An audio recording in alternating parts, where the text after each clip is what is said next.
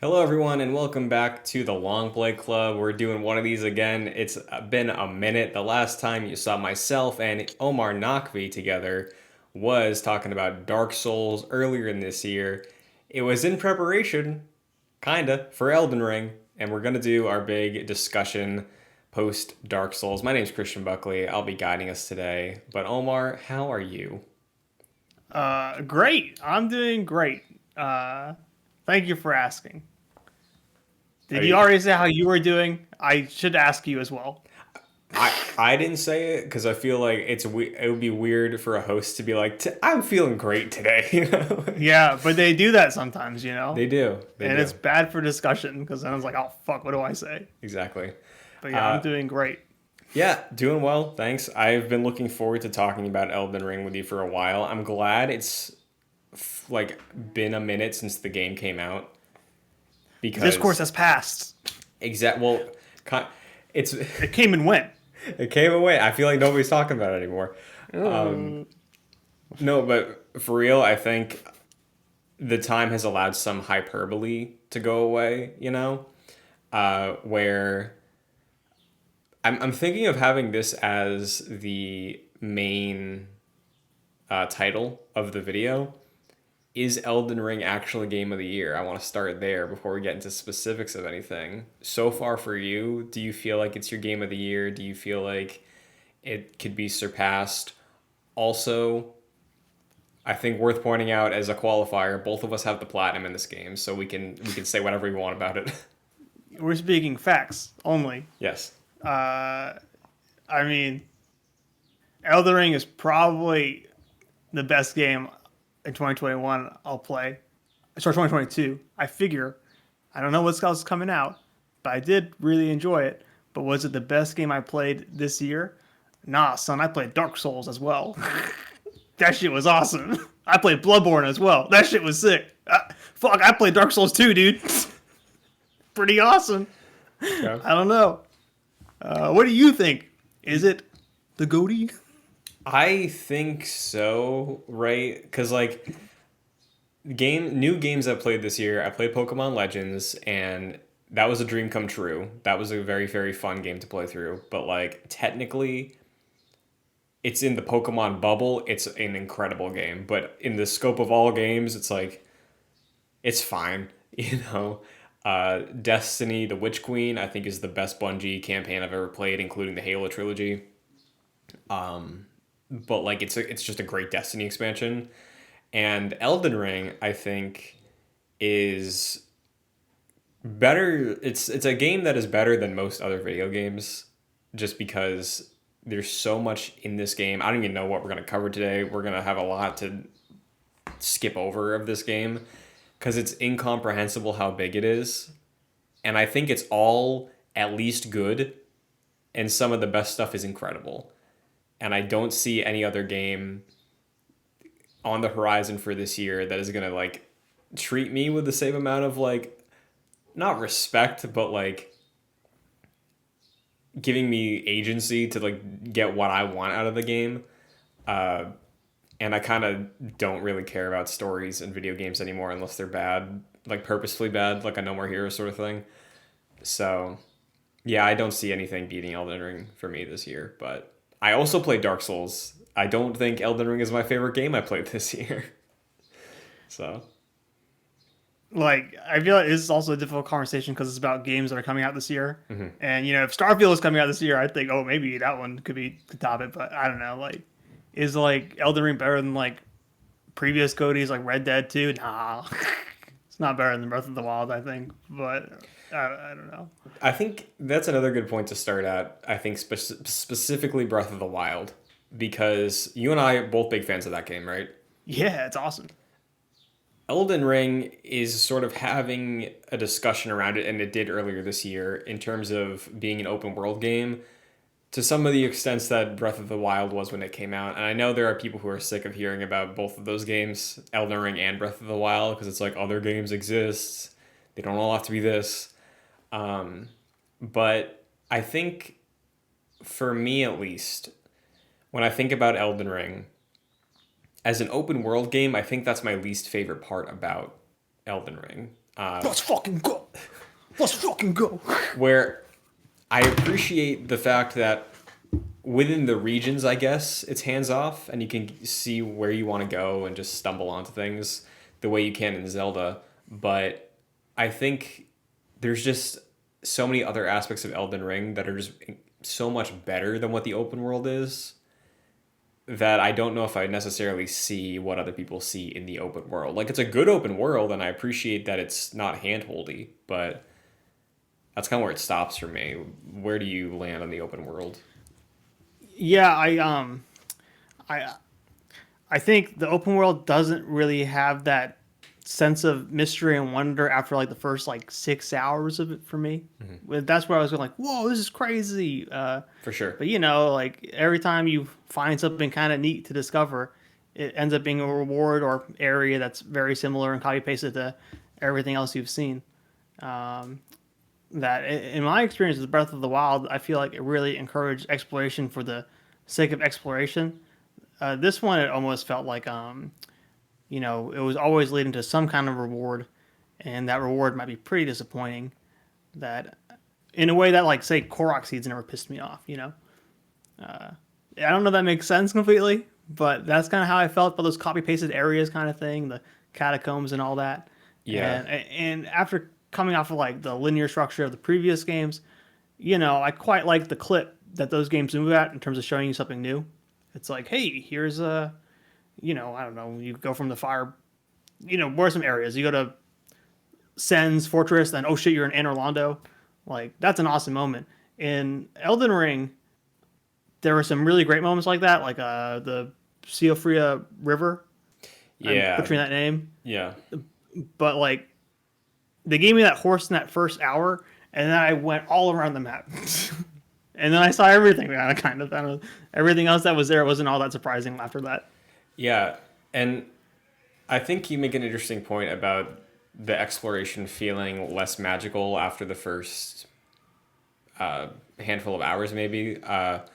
Because for me, the first weekend with Elden Ring, within like my second or third hour, I found the Siofra River well, and my mind was completely blown. I was stunned when I was like, it's like, oh, let me finally look at this like tree in the distance, because I remember a preview saying like, oh yeah, all the trees have like something there, and like copy paste, it's always the tree sentinel, whatever, the guardian, the like headless thing with the The staff. minor Erd tree or whatever. Yeah, like the guardian. I think it's like Yeah, the one that like it's the copy paste of the asylum demon from Dark Souls, I believe. exactly. Yeah, I was trying to think Yes. of what the boss was. You nailed Yeah. it. But yeah, I think the thing about my first couple nights was with Siofra. I went underground, was blown away by the scope of it, because that elevator ride was like decently long, and I have my notebook that I was keeping something on for everything. Yeah, I found Siofra River Well, then went to Nokron City. I found the Dragonkin Soldier, and I was dying so easily, and I was like, I should not be here, but oh man, it's so cool that I am here, and I just kept pushing and pushing past like those giant crabs and everything. I felt like I was cheesing it because I was just on torrent, like zigzagging behind all the big enemies. And it was so cool because I was like, I had no idea this was in the game. It's like I'm in outer space and I'm underground, and that was awesome. And that momentum helped me through. Uh, what's the starting area called? Limgrave. Limgrave. Carried me through there up to the Liurnia and all that stuff. I looked in Caelid, and then eventually I found a second river well, and I was like, ah, like it wasn't as cool, but I was like, okay, how many of these are there exactly? Because the first one with the Nokron City, and eventually go into the walkways underneath, that I think is such a cool layered area, and the fact that there were two other ones that weren't as interesting to me personally didn't make the first one any less special, but it felt like I had a more concrete understanding of the world in a way that kind of took away some of the mystery, I guess, which is not something that happened to me with Zelda, like you were saying, even though it was like shrines everywhere. They all look the same. Like, so like Yeah. maybe it sounds hypocritical, but I think because there's a consistency with that element in Zelda, it wasn't as wearing on me as I went on, because it's like this is it. This is what I get out of it. It's just where it is, what it is. Right. I figure because like with Zelda, you kind of know like that's a shrine over there. Like you can see it from the distance. Like okay, I'll go there if I want, and then I know what's happening. But this time, sometimes honestly, sometimes it's like it's even the online discussion, like the online notes. It's like people like amazing secret ahead. I'm like, oh boy, what's gonna be there? And it's a fucking like pumpkin head again or something. Like I Yeah, don't like know. the first time I found a pumpkin head was in I think like the lake area maybe where you fight the dragon and Yes, they're in a dungeon thing, right? yeah, so there's a pumpkin head down there, and I was like, "What is this enemy? This is so cool!" And behind it, there was a door, and in the door, there was like this lady sorcerer that worked for the academy, and she was like, I'm banished from there," and I'm like, "I'm gonna see this academy one day." But I was a strength warrior build, so I was like, "I'm not messing with magic, but it's cool that you exist." So, Right. uh, Yeah, we got that platinum. We both got all those. We got all the spells we needed to. yep, did not use Maybe any of next them. playthrough. Yeah. So before we get to our individual experiences, I guess, what was your build? What was your hour count? Anything like that in mind? Just Yeah. general stats for your playthrough. I'll give you my final build at the end of it. Okay.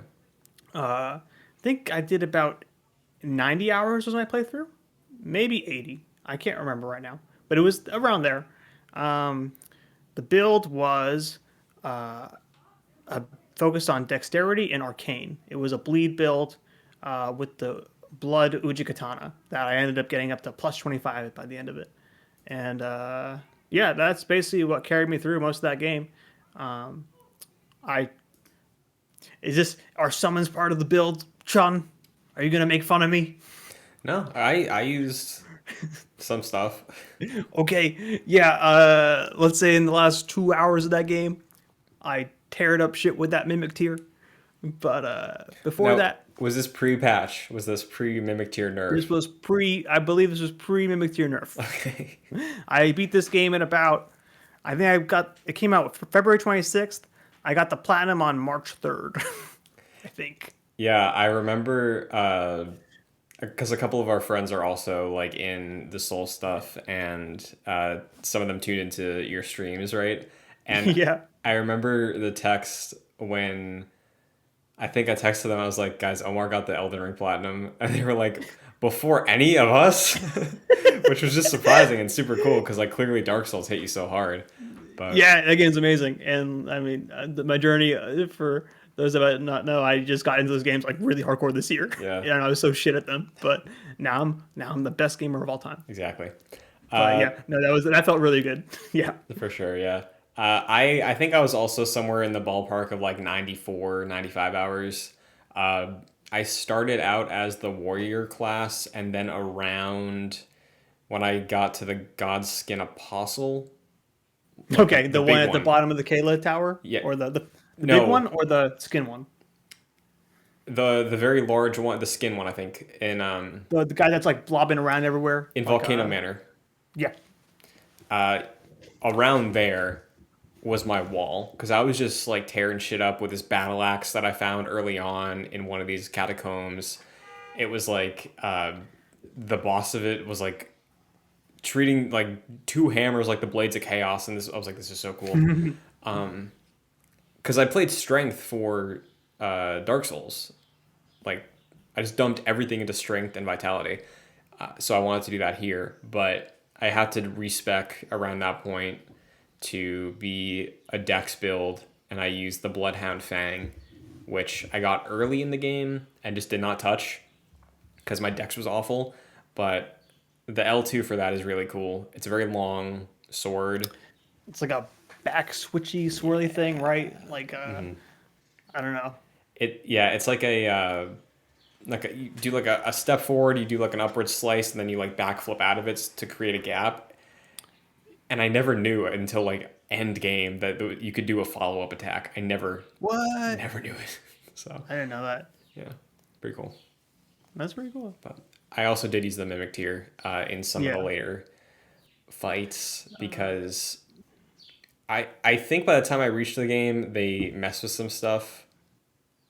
Like I'll get to Radon later, but Don't worry, guys. His mimic tier was way less overpowered than mine, so he's still kind of a good gamer. I'm just real shit. Don't worry. yeah,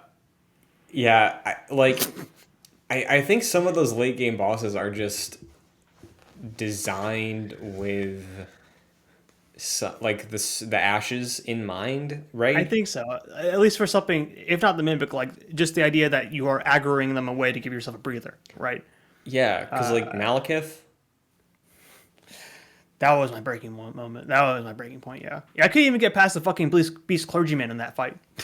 I did that shit. Wailed on it for. I got past him a couple times. I mean, but not consistently. I wailed on that shit for like 5 hours, and that's when I went fuck it, and I brought out the tier. yeah. So, I mean, like up to the mimic tier fight, I think the game is paced and balanced really well. And then when you get the mimic tier, it still continues on for a bit, and then I think for me that was like my third or fourth time in the Siofra area where the mimic tier fight is. And then beyond that, it was just cool using it as like a backup because this game has a lot of Ornstein and Smo tag team bosses, right? So I think because of that, they kind of, especially I think in the same area is where those two gargoyles, like they want you to be using that tier there. Like they're literally clones of each other you're fighting. So I feel Yeah. like that placement there is intentional to like learn the mimic tier strategies. But like, and I think we talked about this before, but like, the idea of like the spirit ash and like, giving yourself a breather by getting them to aggro it and focus on someone else is not the kind of combat I want from these games.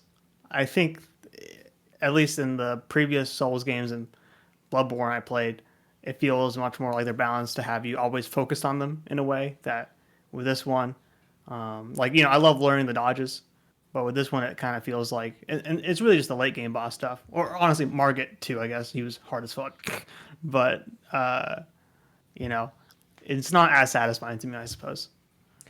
Yeah, I agree, but I don't think that's a bad thing about the game. I think it's just it's like it's It's all done different. really well. It's different though. You're right. Yeah. Yeah, I think it's I like it less, but it's also like kind of a different combat. I think. Yeah, and I think something just as a point of comparison with FromSoft is like there's a lot of people that feel that way about Sekiro, right? Oh yeah, And Sekiro is my favorite From Software game. It's one of my favorite games of all time now, and the combat in that game is, I think, like masterful because it is just the one thing. It's your sword. You can have some fun like combos you can learn and some combat arts you can equip, but end of the day, like you're not being able to super buff or blacksmith out your katana. It's like it's your katana and you're not progressing strength either. It's just your reflexes and abilities as somebody playing that game and learning the bosses. So when it comes to like the Dark Souls Bloodborne more RPG progression of it, I think because those games are more linear like you were talking about, it just feels like it's a bit more satisfying where you still have to rely on your abilities with the boss patterns as opposed to Elden Ring, which is just built for so many different types of builds. There are exploit builds, of course, but like to me, from the get and in hindsight, it feels like this is a game built around their magic system more than the other ones are. I don't know if you feel that way as a melee build. definitely in the last part of the game, but also I don't know. I didn't mess with the melee build. I did hear. I feel like I heard people say like if you are on a melee build, you will sometimes feel like it's designed for, or sorry, if you're on a magic build, you will sometimes feel like it's designed for melee.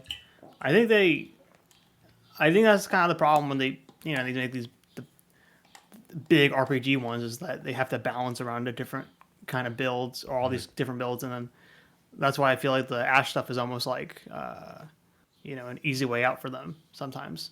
Like, okay, nothing wrong. Yeah, I think as a melee build, right? Because I did hear early in my playtime, it was like, yeah, if you're a strength dex build, good luck with some of the later stuff in this game.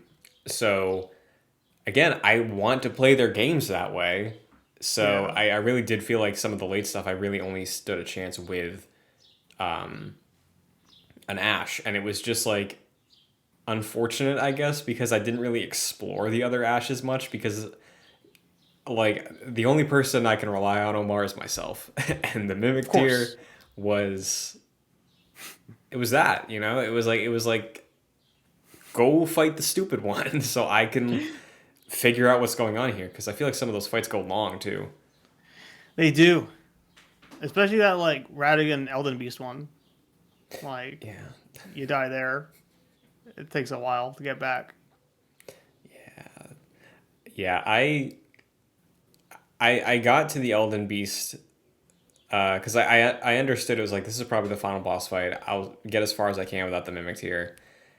I beat Radigan once by myself after several attempts, and I got to Elden Beast, and I was like, "The fuck is this?" And then uh, died like a minute or two into that, and I was like, "Okay, I'm just gonna let my mimic take care of Radigan because that's just such a weird double phase thing for a final boss."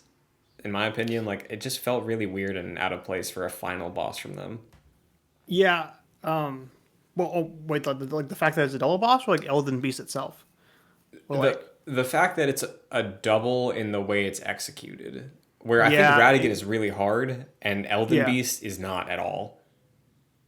And I know the true ending of Bloodborne I think is also applicable there, but you can also get a standard ending of Bloodborne without having to do the gauntlet, you know?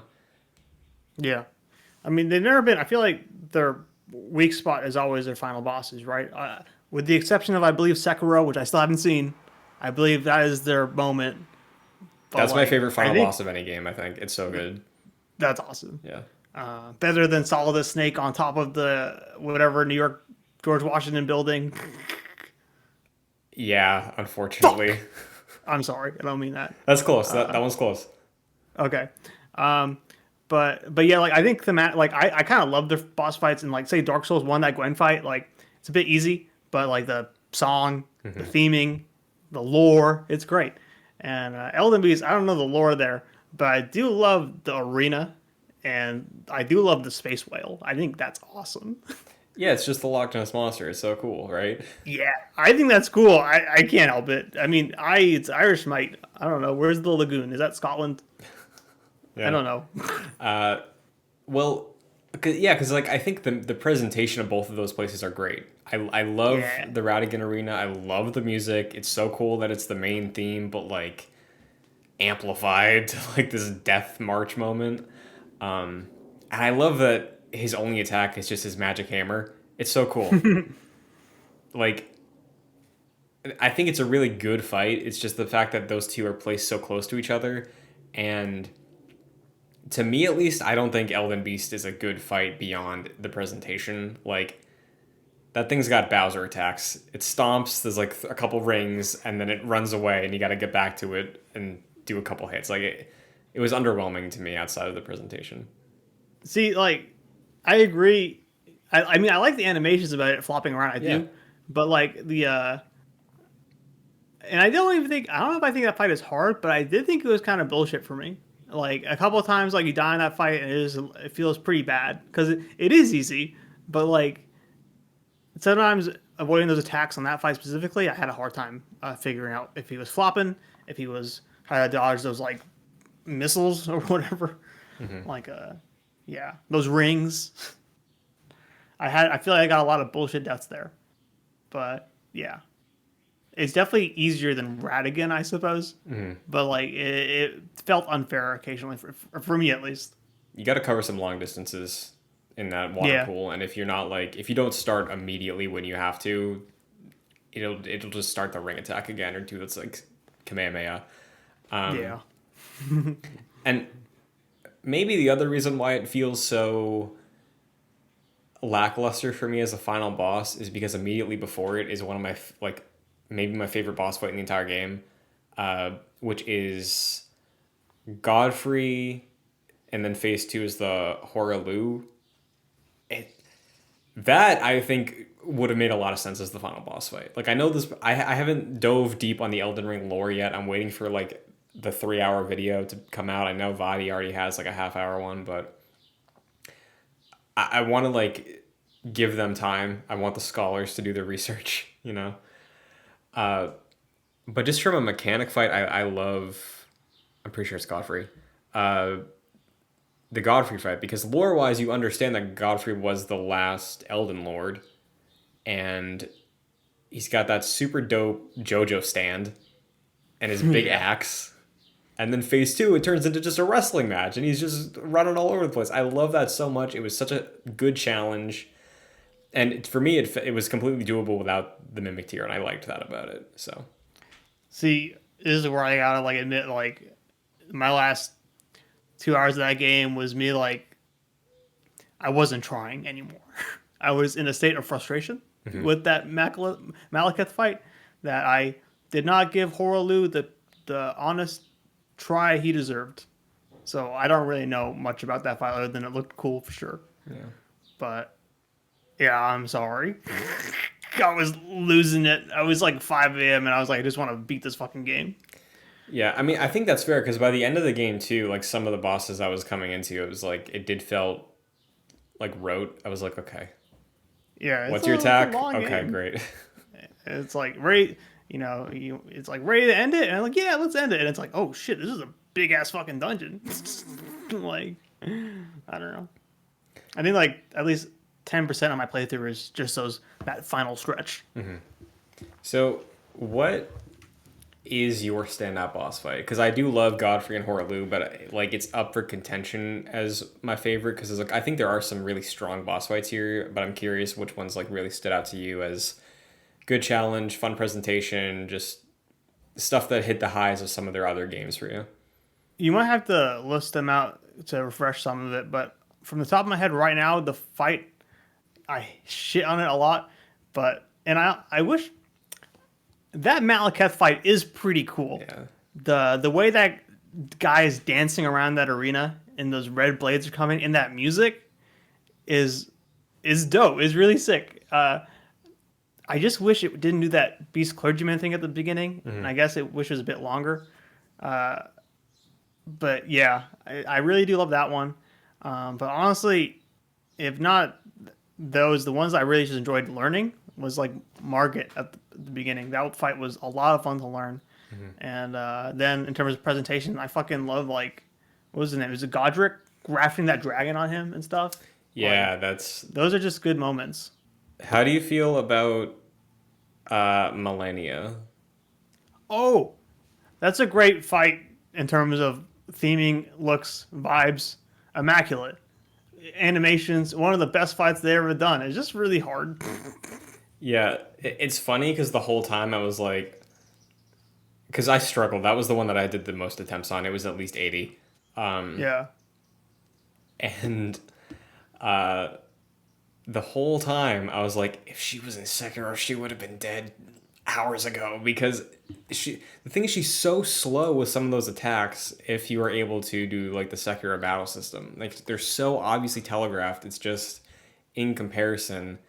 Like if you put some Sekiro bosses in Dark Souls, it would be impossible. And that's what this feels like kind of. But yeah, her presentation, all that stuff was excellent. After hours and hours of that fight, though, I saw on Twitter that, you know, her attack that she does, it's like completely unblockable. I think it's when she goes up into the air a little bit, she does like the swirly thing and then dives on you. Yeah. That like flurry attack. Yeah, you know how you can crouch? Yeah. If you crouch, it misses you. Like consistently every time. The clip I saw, they crouched and then she overshot them and then they stood up, turned around, whacked her back. Yeah. See, this is where, I feel like I'm harsh on Elden Ring in a lot of ways, but and my feelings are valid. Hmm. I went through. I have the platinum, but sometimes I think, oh wait, maybe this game is just a little bit different, and the next time I give it a shot, I should go in with that in mind. Yeah, because I, to be fair, when I think all the points that we've talked about off recording about your thoughts on Elden Ring, I completely understand, and I don't think you're wrong. Uh, for me with Elden Ring, I still think it's like an incredible game. It's just not my favorite From Software game for most of the reasons we've talked about so far. But I think when it comes to the critiques of it, right? Like I think the fact that it's different and then maybe on a second playthrough you appreciate that more.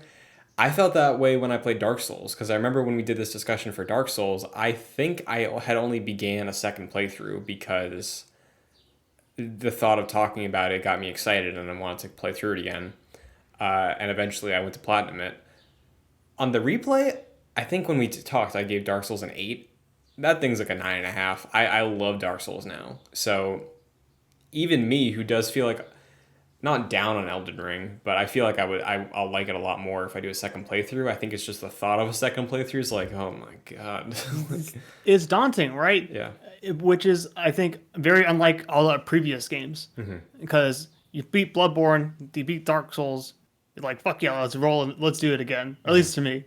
But with this one being as long as it is, and even more directionless as it is, it's a it's a hard thought, I think. Yeah, and again, I don't think that's bad, right? Because No, yeah, drawing it back to Zelda, Breath of the Wild again is one of my favorite games of all time.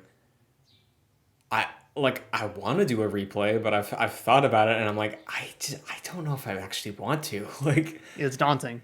it is, and it's not like I'd want to go through the lows of the game again. Like I'm fine just exploring or passing on things because I did everything in that game. But I feel like if I replay it, I'll feel the urge to just crit path it, and at that point, I'm worried about the pace because so much of my enjoyment of Elden Ring and Zelda was where do I want to go next? Like if I know where I have to go, is that going to hurt it or help it? I don't know. Maybe I'm just scared. I don't want to find out. Yeah, I've never replayed Breath of the Wild, but it's one of my favorite games. Like this is an age-old discussion about do games need to be replayable, but you know, I don't know. I think maybe that's why it's just so easy to be down on Elden Ring after conversation is because you don't feel like that after you play it, or at least to me. Yeah. Um. So was Millennia one you enjoyed in hindsight? Because for me, like having gone through it all, I'm like, yeah, that was really great, and I really, really love that fight. But that was Dude, the point that really like broke me. I think. I will find that I will be struggling against the boss and a lot of times and like saying the most obscene things, being like, "This is the worst game I ever played. This sucks." But only after until I beat it, I will go, "You know what? That was a great fight." I Yeah, do that all the time. me too. I don't think you haven't played the Bloodborne DLC yet, but I spent like 5 hours in the final boss of the DLC, and I was always saying like, "Man, this is just too hard." But you know what? Now it's my favorite fight in the series, so I do that a lot. But Melania, still not for me. I don't think. I gotta just give it another shot. But fuck, man, I don't know. The life bleeds, the steel stuff was annoying sometimes. But Uh, I don't know. What do you think? You think she's like? I mean, to me, Melania is kind of Elden Ring. I think this is the fight of the game. There's the most discussion about it. yeah. She's in the damn collector's edition. This is this game's Artorias. But like, yeah, I don't know. Yeah, I mean, iconic design and She does look great. That is such a good yeah, design. commands of presence. I love that it's an optional fight too. Like you do not have to do that to finish the Right. game, and it's at the it's at the bottom of what feels like an endless swamp. So like the whole time because it's the heart of the Scarlet Rot, which is present throughout. some of Elden Ring, including Caelid, right? And the lore there, like I think lore wise, in the history of the lands between, that story I think is the most interesting. How like Melania has beef with Radahn and like basically nuked half of this region out of spite. Like that's cool, and I think that's fun. Um, and the theming of her fight and the flower and everything, I think, is a step above most of the other stuff in the game. But I think the journey to get to that point of appreciation was rough. Um, Whereas there was a boss fight that is what you're saying. I hate this game. This sucks. Why did they do this? This is terrible. I What direction are they fucking going in? This feels so stupid, but in the end, I think is one of the game's best fights, and it's Radahn. I love that Radahn fight now. Oh yeah, that fight's amazing. I Yeah, forgot about that. Yeah, like it's that just the is setup of it.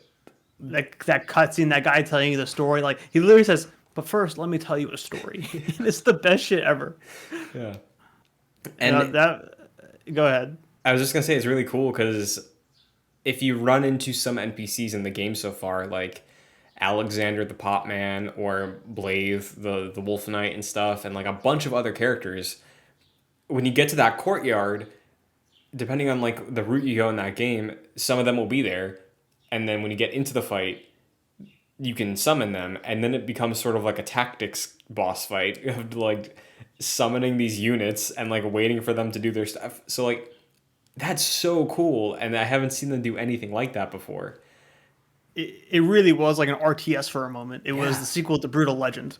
Like, okay, I'm gonna make sure I revive Okina because if I just wait, hold on a second, and I wait till I revive Blade, he's the one that's gonna really do the fight for me. So I need to make sure he's up for this next phase. But yeah, it was a lot of fun. But it was frustrating as hell, especially if you are for some reason in your brain you think that you shouldn't summon in these games. So for the first few hours of that, I was like, what the fuck is going on? Until I realized like, oh no, it's a fighting festival. You summon everyone, and then it was a lot of fun. That presentation's unreal. The meteor stuff too. Oh my Yeah. god, it's pretty sick. The first time, because like I think maybe the units were dead on one of these attempts, and I didn't realize that you could summon them again. But I was struggling so hard. I was like choosing my moments and like doing chip damage, and then it reached the point where he disappears, and I was like, "What just happened?" And then Yeah, I get fucking nuked, of course. which is so cool. I love that so much, and it's just such Yeah, a it fun looks troll, awesome. you know? Can I talk about my notebook now? Yes, please. So like this is when Elden Ring was occasionally amazing. Is these like those NPCs? This is my I did it in a this is one I think I bought for school, but I didn't take notes. I just have a lot of extra notebooks. Yeah. And this is kind of the first page of it. You can kind of I don't know read maybe some of that on the screenshot, but yeah, my very first note that I wrote is Alexander the Great, the talking pot, is heading east to the Redmane Castle on the edge of Caelid Wilds. He's talking about a fighting festival. Because I think he was like that was the first moment in the game when I found that pot in Limgrave and I was like, holy shit, this is amazing. What a great character. And then I knew like, okay, gotta get to Caelid. I gotta see this fighting festival. And little did I know, oh my god, it's one of the guys being there. But yeah, that was the game when it's best is giving those like little nooks and crannies or whatever, those little details that you follow up on yourself, and that was a great moment, and it was awesome to see Alexander back there, and he's like a scary character in a lot of ways. Yeah, so I never found Alexander until after that fight. Like I could summon him because, and many NPCs in that fight I was summoning, I was like, I don't know who you are. I only knew Blaive and Alexander. I didn't know anyone else. Yeah, Blaive was one of the first NPCs I found. He's my favorite character in the game, and we can talk about him a bit more.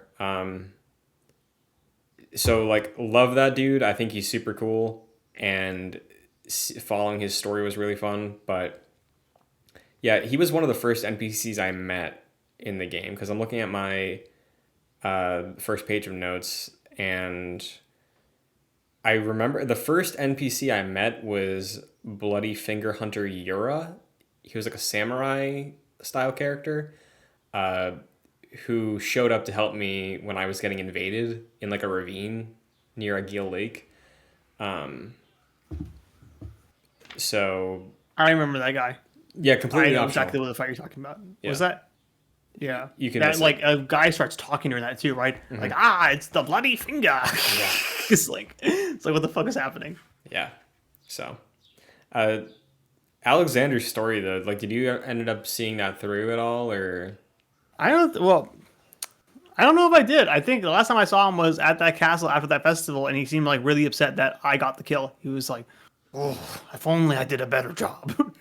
But it almost seemed like he was about to eat people in that instance. He was going to become a cannibal, or not cannibal, but like I don't know. He was so funny though. Like, did you ever like find him later in that spot in Limgrave, or he just like you find him and he's just like stuck in the ground, and he's like, "Oh, will someone help me get out?" And you're like, who the fuck is talking?"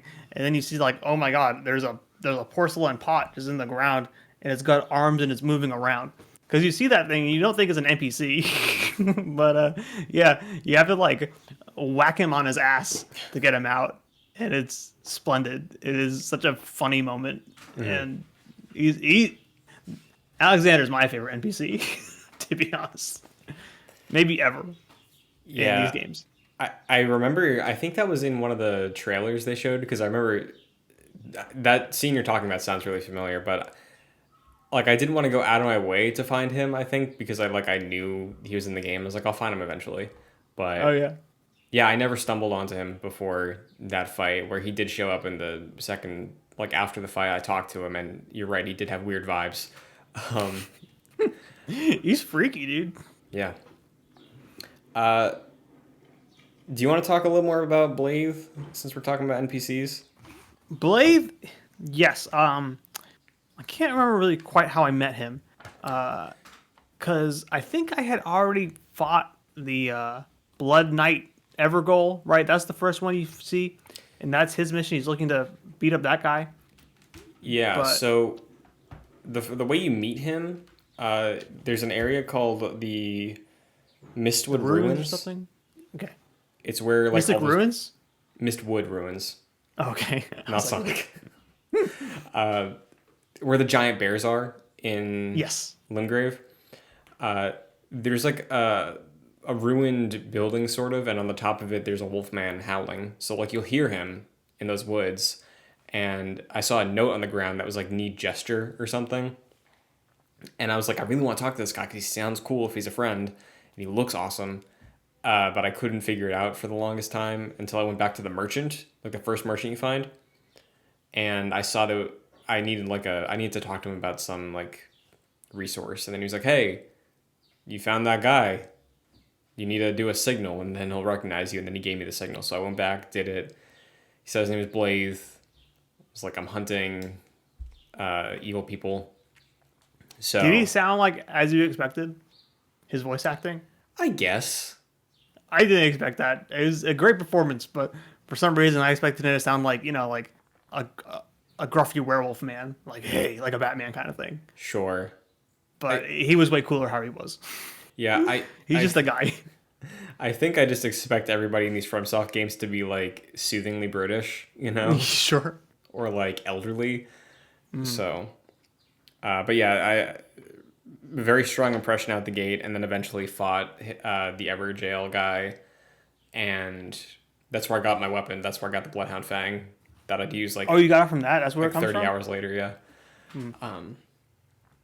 And then yeah, That he was one just of the. That was probably the second boss I fought. Was that guy? really. And I was stuck on it for like I was being stubborn about it. It took me like 2 or 3 hours on that fight.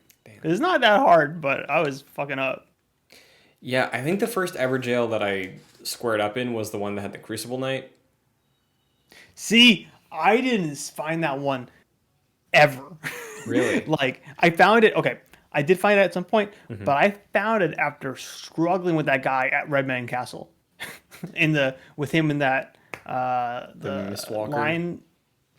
Who's the other guy? The line walker, the lion guy. Is it a Mistwalker? Is that what it's called? Is that what it is? It was a Crucible Knight with like a lion looking dude that you fight in the that other castle. You remember the one? Yeah, with the You Game of get the Thrones big. sword. Yes, yes. Which I used for a lot of that game too, to be honest. Um, but yeah, no, I was like, Crucible Knight's hard, dude. That's a hard boss. Like, and then after I did that, I was like, oh, and then I eventually went and found that thing to learn the fight, and then I was like, okay, Um, yeah, I hate that fucking shield move. it's that's very annoying. The Crucible Knights are my least favorite like repeat boss in the game because I never could feel like there was a good strategy I could get with them. Like there's even one in the final area you go to, like the Ash tornado. There's a couple, yeah. Uh, and it got to the point where I was like, "Can I leave this arena? Can I just like run past them?" And I did. Wait. There's one in the Ash and the Tornado thing, like the crumbling forum or whatever. Farm Azula, yeah, I didn't know that because like I remember like I know in the Atlas Plains there's a shitty dungeon with two of them I didn't as do a boss that. fight. Yeah, I didn't. I saw that and I was like, nope, I'm out. Yeah. Um, this game really loves double team boss fights. Yeah, it reminds me of Dark Souls 2. Yeah, you're a big Dark Souls 2 fan. I like not really. I like it a lot. I think it's good. I had a great time playing it. Mm-hmm. But yeah, this game did remind me a lot of Dark Souls 2 to be honest. A lot of double team fights in that game too. A lot of build variability. They're Mm-hmm. both like big RPGs, and I think to their detriment in a way. I think I like From Software a bit more focused, I suppose. Yeah, Yeah. but I mean, I haven't played Dark Souls 2, but when I heard your initial comparison to it after you beat the game, I was like, that's very interesting because I'm liking Elden Ring, but I feel like I'd hate Dark Souls 2. And by the end of this game, I'm like, I liked Elden Ring a lot, but I don't know if I want to play Dark Souls 2 if it's like this. Because One day we'll get you.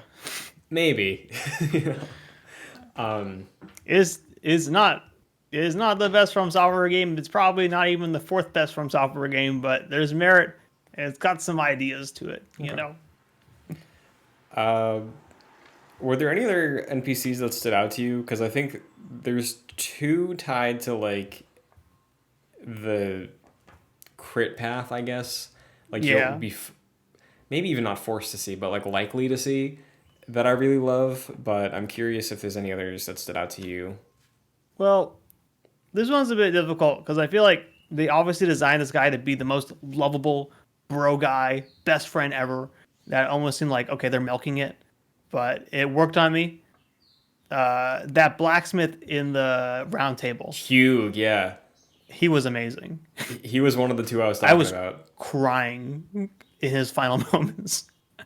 That is, I think, the most emotional character they've written and had a performance for in one of their games that I've seen. I was Like so I couldn't tell if it invested. was just straight up manipulative because it was so much, but I was like losing it. Well, Like the thing is, like, he's a slave in this round table hole full of these pretentious knights, right? yeah, And you're the only person who talks to him. right. And then, like, I think there's a point where like his chains break also, and he's like, "I'm just gonna stay here to help you until he That's what I was dies." here to do. Yeah. Um, did you ever recruit Rodrika? Yeah, totally. Okay, because she's the other one that I was talking about out of the two. I really loved her arc, and the Her voice only acting's also impeccable. Maybe yeah my favorite performance in that game. yeah the only main reason I kept going back to the round table hold outside of needing to see what the fingers would do was to progress like her dialogue with myself and with Hugh and like that storyline because it was just so well performed and I was so invested in it. Yeah, the when it all starts crumbling at the end, and Hmm. they're like, she's like, I don't know what the fuck with this guy. He's not leaving. It's like that the whole time in the game. He's like being like a weapon to slay a god, and then okay, now he's like dying at the end of it. He's like, I can make a weapon to slay a god, for that is what you are, my lord, a god. It's like, oh man, I don't know. It was awesome, dude. Yeah, that was the most emotion I felt in a video game since Arthur Morgan, I think. Just what? since Arthur Morgan. Oh man, totally. Honestly, you know what? Shout outs to also this roundtable NPC, Fia. Which one was What's Sophia? her name? The Death Oh, Companion. yeah. That that first night, got the game. You let her hug you. I shit you not. I was also crying during that. I thought that was the sweetest thing I've ever seen in a video game. Well, Hugs are so nice. I don't know. did you get pissed when you found out it gives you a debuff? Did it? Yeah, it did. I didn't know that. Worth it. What's the debuff? Do you know? I'm not too sure. I never looked into it, but it was always there. It was like the red square with the black arrow going down. I could never get rid of it. Oh, really? Yeah, I think Does that's what it it leave was. after you kill her? I don't know, but like Yeah. because I went for the hug also because I was like, oh, this was memed. I want to see what it does. And then like hours later, I saw online that it's like, oh, this is a debuff. But if you go back to her, she's like, are you sure you want another hug? Like, it's very foreboding. Oh yeah. Uh, I never went for it because I was like, I'm already struggling at this point in the game. I don't want to make my odds worse. But I hugged her a bunch. oh man, I don't know if that kept doing anything, but I have no regrets. It's just like honestly hearing that there's a stat associated with it does make me mad now because it's. I feel like these games are so good to me when it's just not even about the reward, like the technical reward you get in your inventory or whatever stat you get. It's just like this is just a nice moment. They're trying to show you something, and they're trying to tell you something about humanity, you know. And that's where I saw that I just fucking lost it. I was like, oh man, and she's so sweet about it too. I don't know, like I I love getting hugs. I can't help it. I love giving hugs. I'm a hugger. I'm not like a free hug guy. I'm not weird about it, but it's just nice sometimes. how did you feel about the progression of her storyline? Because I think she's tied to an ending, right? I don't know if she's tied to it. Maybe there's like three canon endings, right? But there's like six like slightly different changed ones. I don't know. But yeah, she's like you eventually fight a big dragon for her. I remember. No, I thought that shit was sad. I wasn't following all of it completely, but I saw she was hurting. I was like, damn. Well, if I remember correctly, she wanted to die impregnated by that death thing she was in front of, like that giant, like dead face that was like one of the Right. The two gods. halves of some symbol thing. Yeah, like she wanted to bear the child of that dead god so she could create like a new breed of person Yeah. or something like that.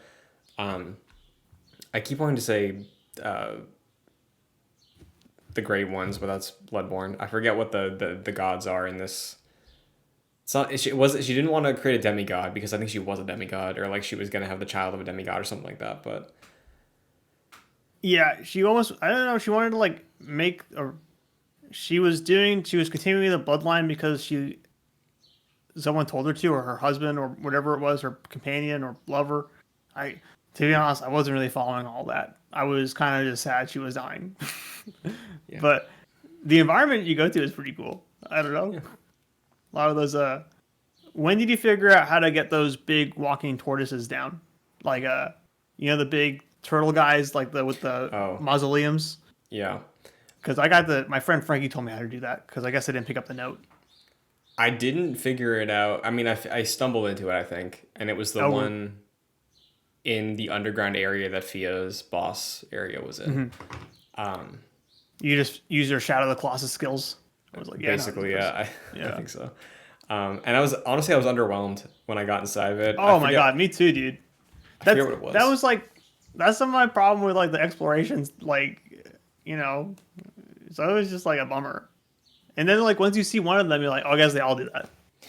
Yeah, I think my problem was the reason it was underwhelming is because I got in there and it was like kind of a hassle to get it down because I didn't know what was happening. Um, Right.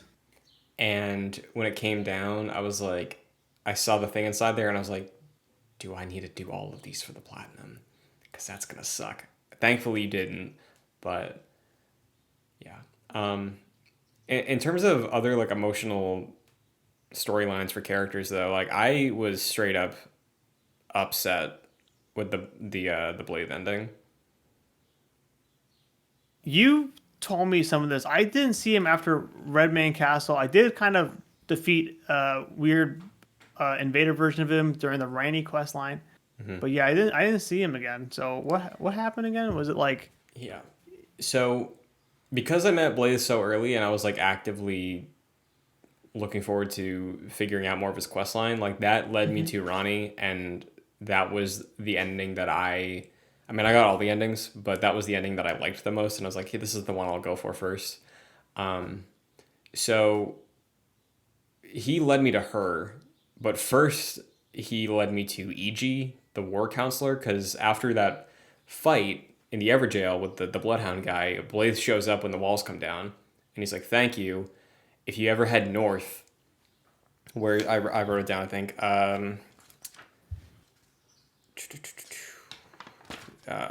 He was basically like, I have a friend in the north, so I wrote down Blaze has a friend up north, and he was a blacksmith in case I ever needed like better stuff. So I ended up going to EG eventually, and he directed me up the hill because that's where Ronnie's stuff was further that way. But the two of them serve Ronnie because they believe that she has like this destiny to fix things, and the typical From Software burn it all down ending, right? Which I like, but because Blade was given to Ronnie as a defender from the council of like gods that she was a part of and left, I think whoever like the Witcher, whoever was like directly above Ronnie, gave her Blade with this asterisk that like if she ever strayed from what her true duty was as a demigod, Blade would kill her. So EG after I think the I forget what point triggers this, but EG is like, oh, I had to lock away Blade in an Everjail because there's something with his like just innate about him that is gonna put Ronnie in danger. So I went to the Everjail that he was in, I freed him, and he was confused. He was like, I don't know what happened. Gotta talk to EG. And then Blade realizes that like he loves Ronnie, he's her server, he's everything to her, or she's everything to him. So he realizes he's gonna go mad, and then he just waits outside of Ronnie's Rise, like that tower you find her in after she's long gone, just to wait there till he goes insane. You go there, he's gone mad. He killed like a bunch of people that went to go kill Ronnie, and then he has these like glowing red eyes. He does not recognize you, and then you just have to kill him. Jeez. Yeah, it was And sad. that's He was not my an bro. invader version? That's a real thing? Yeah. Okay. So. Was it a good fight? Uh, Did it have a boss bar? I don't remember. I think it just had like the above, like the NPC health bar, but I took my time with it because I was like, is there a way that I can make this not happen? But no, you got to kill him. Yeah. So. Rest in peace. Yeah, true, bro. He definitely was cool. He's definitely. This is the thing I feel like with From Software NPCs is like, do they know that they're so good at making bros now? Because like they always have been, Yeah. but like I think they're leaning into it more now. That's why I liked Alexander a lot, because like he's a bro, but he's fucking weird. Yeah, he's definitely strange. Um, there's a lot of strange NPCs in this game. Like, were there any other ones that like you were intrigued by but you didn't follow up on? I mean, do you remember Fort guy Keith? What's his name? Keith. I have it here. Kenneth Height. Do you remember him at all? I saw him once shouting from a bridge in Limgrave, and he was like, "I have a fort over there. If you can clear it, please." And I cleared it, and I could never find him again. That was there. I first night what's her name? Arina and her dad in that fort. Do you remember that at all? You had to go. She's worried about her dad, who's in this castle, Yeah. and yeah, then you go back to her after you do it, and she's dead. Yeah, I did that. That was cruel, I thought. Yeah, I was did like, you what ever the go back fuck? to her dad? Yes, and he's like he's sad, right? Yeah, and then if you go back after you found her dad, if you go back to her corpse, he's there, and he's like depressed out of his mind. And then he Yeah. goes. I think he might go off to do something else, but I didn't continue there beyond that. No, I do remember that for sure. Yeah, I thought that one was like honestly almost disappointing in a way, or not disappointing, but like I needlessly cruel. But that's George R. R. Martin. I don't know. that's from. Uh, that's the one I remember. Trying to look through my notes a bit. If you have any, feel free. Yeah, Nefeli I liked a lot, but she Yeah, kind of just her disappeared on dad me. was the guy, right? What's his Yeah, name? I have like a character index here. I tried to keep track of as many as I could and like their relations to people. I have Nefelilu, warrior lady, daughter of round table leader because I didn't know his name. It's one of the G's. It's Uh, good God Goodwin Godwin? Godwin maybe No, it can't be a God. Gidrook. Gideon Gideon Gideon. Yep. Yeah, his boss fight was awful. Again, he was in that gauntlet leading up to the finale. That boss fight was awful, but it was kind of funny. No, it was like, funny. He's like this he was scrawny like, book guy. yeah, you're gonna have to. You see, I also want to become Elden Lord. You're gonna have to get through me. Mimic Tear gone. Like in a second. Yeah, that was very fun. Yeah. Out of the lords, because we brought up Godric, because that's a cool fight. That's the first lord you encounter. There's Godric, there's Radahn, there's Rykard, Morgott, and Renala. So, just based off of the fact that we talked about Godric and Radahn already, do you feel like the other lords weren't as engaging to you because those were the first two we brought up and we didn't even think about talking about the others, right? Because Could you list the other ones? I actually really liked that Renala fight. I do too, yeah. I thought that was really cool, spectacle wise, and I thought that was neat. Who were the other ones? Rykard and Morgott. Oh, dude, Riker fight was awesome. It was stupid. Yeah, it's a gimmick, but that spear is fun as hell. And that boss is goofy in a way that I really appreciate it. Like him coming out of that snake, being like, "Well, hello." It's like I don't know, like a Men in Black character. Like the way that thing progressed, like the way I got into, I skipped Volcano Manor accidentally. I did the quest for that scary lady, which made me kill some people, and then eventually transported me to Rykard. And then they're going to sacrifice me to him. They're going to eat me for my power. I did not know But that. obviously, you didn't do any of that, right? No, I just went up the mountain. Yeah, I did not know you could get to Volcano Manor. I was like, I can't find how to get to that cool place. I guess it's just set dressing, but yeah, little did I know. So yeah, I skipped, went straight to that boss fight basically, and yeah, easy fight, but presentation's off the charts. That's funny because I struggled with it. He was the I did struggle with it too. Well, okay, I struggled with that second phase a bit because the skulls falling all over the place. I But don't think I ever I got had that. upgraded. What's that? I don't think I ever got that attack.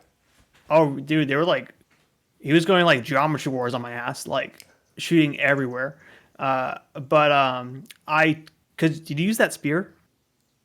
I did. So I talked to an I took that NPC spear. in the manor that was like, I made the spear to kill him, do it, or something like that. Yeah. Did you upgrade that spear? I don't know. Because that's what I did. I took that spear to at least +6, and then I was like, I was so strong. I didn't even dodge anymore. I just shot the spear, and it didn't matter. I think that my problem was I didn't have enough FP because he was the fourth lord that I went for, and at that point in the game, I was like, I don't need FP because my mimic, if I need to use it, takes away from my health, and my L2 little Hound dash attack, I can use like 20 of those with my current bar, but the spear took up like a lot of FP per attack, so I could only do a couple. So I had to reach a point where phase one, it was either me and Mimic or just waiting for the Mimic to do it. And then phase two, I could just use all the spear attacks I had. And even then, that didn't work. So I had to come back eventually, like late game, probably after Morgott even. So I think I saw the last Lord before I could beat Rykard because I just needed to invest in FP. And then yeah, when I went back and I had the enough to just completely do both phases with Mm-hmm. the spear, it went pretty fast. But yeah, that is definitely the weirdest of the lords, and I respect that. I will find that spear still does pretty good damage even when you're not using the FP with it. It still has some range to it, which I was like it still swirls around. But yeah, I ended up. I think Riker was my last one too, because the quest for assassination, the Volcano Manor NPC gave me, ended up having some in the what's that place you go to just after you beat Morgott? Well, Is it the Valley of the Giants, or is that Mountain of the Giants? not even the mountain? Is it? I feel like you go down a bit. Is it Lindell? It's like the nowhere. It's right after like Oh, the snow place. yeah, right. And you fight a gargoyle down there. You know what Yeah. I'm talking It's about? like it feels like it's just like a mountain pass. Like you're not. Yeah, It doesn't really feel like there's much there because there's another snow area that leads to Millennia, like in the middle center of the map. But right. I know what you're talking about. It's like a bridge or a ridge or something like that. It like Yeah, leads out of Lindell. and like yeah, I had to kill someone down there, so I had to beat Morgott if I wanted to go actually get the NPC to give me the Rykard. But yeah, Morgott fight was pretty. I mean, it was easy Yeah, for me. it was a joke. I thought It was a compared. joke, but it was really funny to see Margit again. That was a good prank. Yeah, I was like, lol. yeah, because Margit I did struggle on a lot. That like Margit is hard. Margit's the hardest boss in this game. I I th- started a new save recently. I was like, oh, let me try doing that level 1 bro thing. Impossible. yeah, Margit I think is like the hardest out of the ones I've experienced. Their hardest like first real boss, like I think so. compared to I guess the Taurus demon and the cleric beast. The first boss of Demon Souls is that fucking big blob. Not hard. Clear Beast is harder than I thought it would be, though. I will say that. But no, definitely all piss easy. Even the gargoyles, which took me 4 hours this year, maybe more. Yeah, actually, gargoyles are the real first boss. Taurus demon, I don't know why I said that. Taurus demon's Sure. a wash. Like how the tree sentinel. Like once you figure out the way to do that fight, it's piss easy. The way that the Taurus demon is, once you're like, oh, if I do a stab down attack, I'm fine, and then I can just dodge between his Yeah. legs the whole time. Margit, I still find almost like he's. I think I learned him, but also I don't know if I did. Every time I do that fight, I'm like still freaking the hell out. But like the gargoyles, once you learn that fight, I think you got it. You know? Yeah. Renala though, Renala, I'm with you, is a really cool fight. I think, but like Yeah. it has a perfect balance of really cool presentation, cool gimmick, and a decently good challenge, at least for a melee build at that point in the game, I think. Yeah. So, when he throws the Uh, freaking moon at you. yeah. Dude. It straight up looks like a Final Fantasy fight. Yeah. Like, it's neat. I like. I mean, what do you think of like Rail Lucaria? Because like, I think it's got like kind of a. It's awesome when you get there. To me, it was because it's like, okay, this is a whole new environment. Let's go. That's what I love about these games: is seeing new environments. But it is a little, I don't know, a little sterile in a way. Um, that I kind of really enjoyed the freaky shit it got to with the Renala fight at the end. I was like, oh, yo, this is cool. Yeah, I really like the art of Rhea Lucaria, I think, because I met like a representative or a student or something in the church after you beat Stormveil, if you like go down and curve around, he's like, "Hey, if you ever He's, find a key, I know exactly what you're talking about. Yeah, uh, it's funny. I don't know if you ever tried like giving him that key later, yeah, and he's like, "No, no, you need this key." yeah, yeah."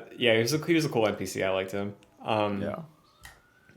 I like between him and I found her name. I wrote her down.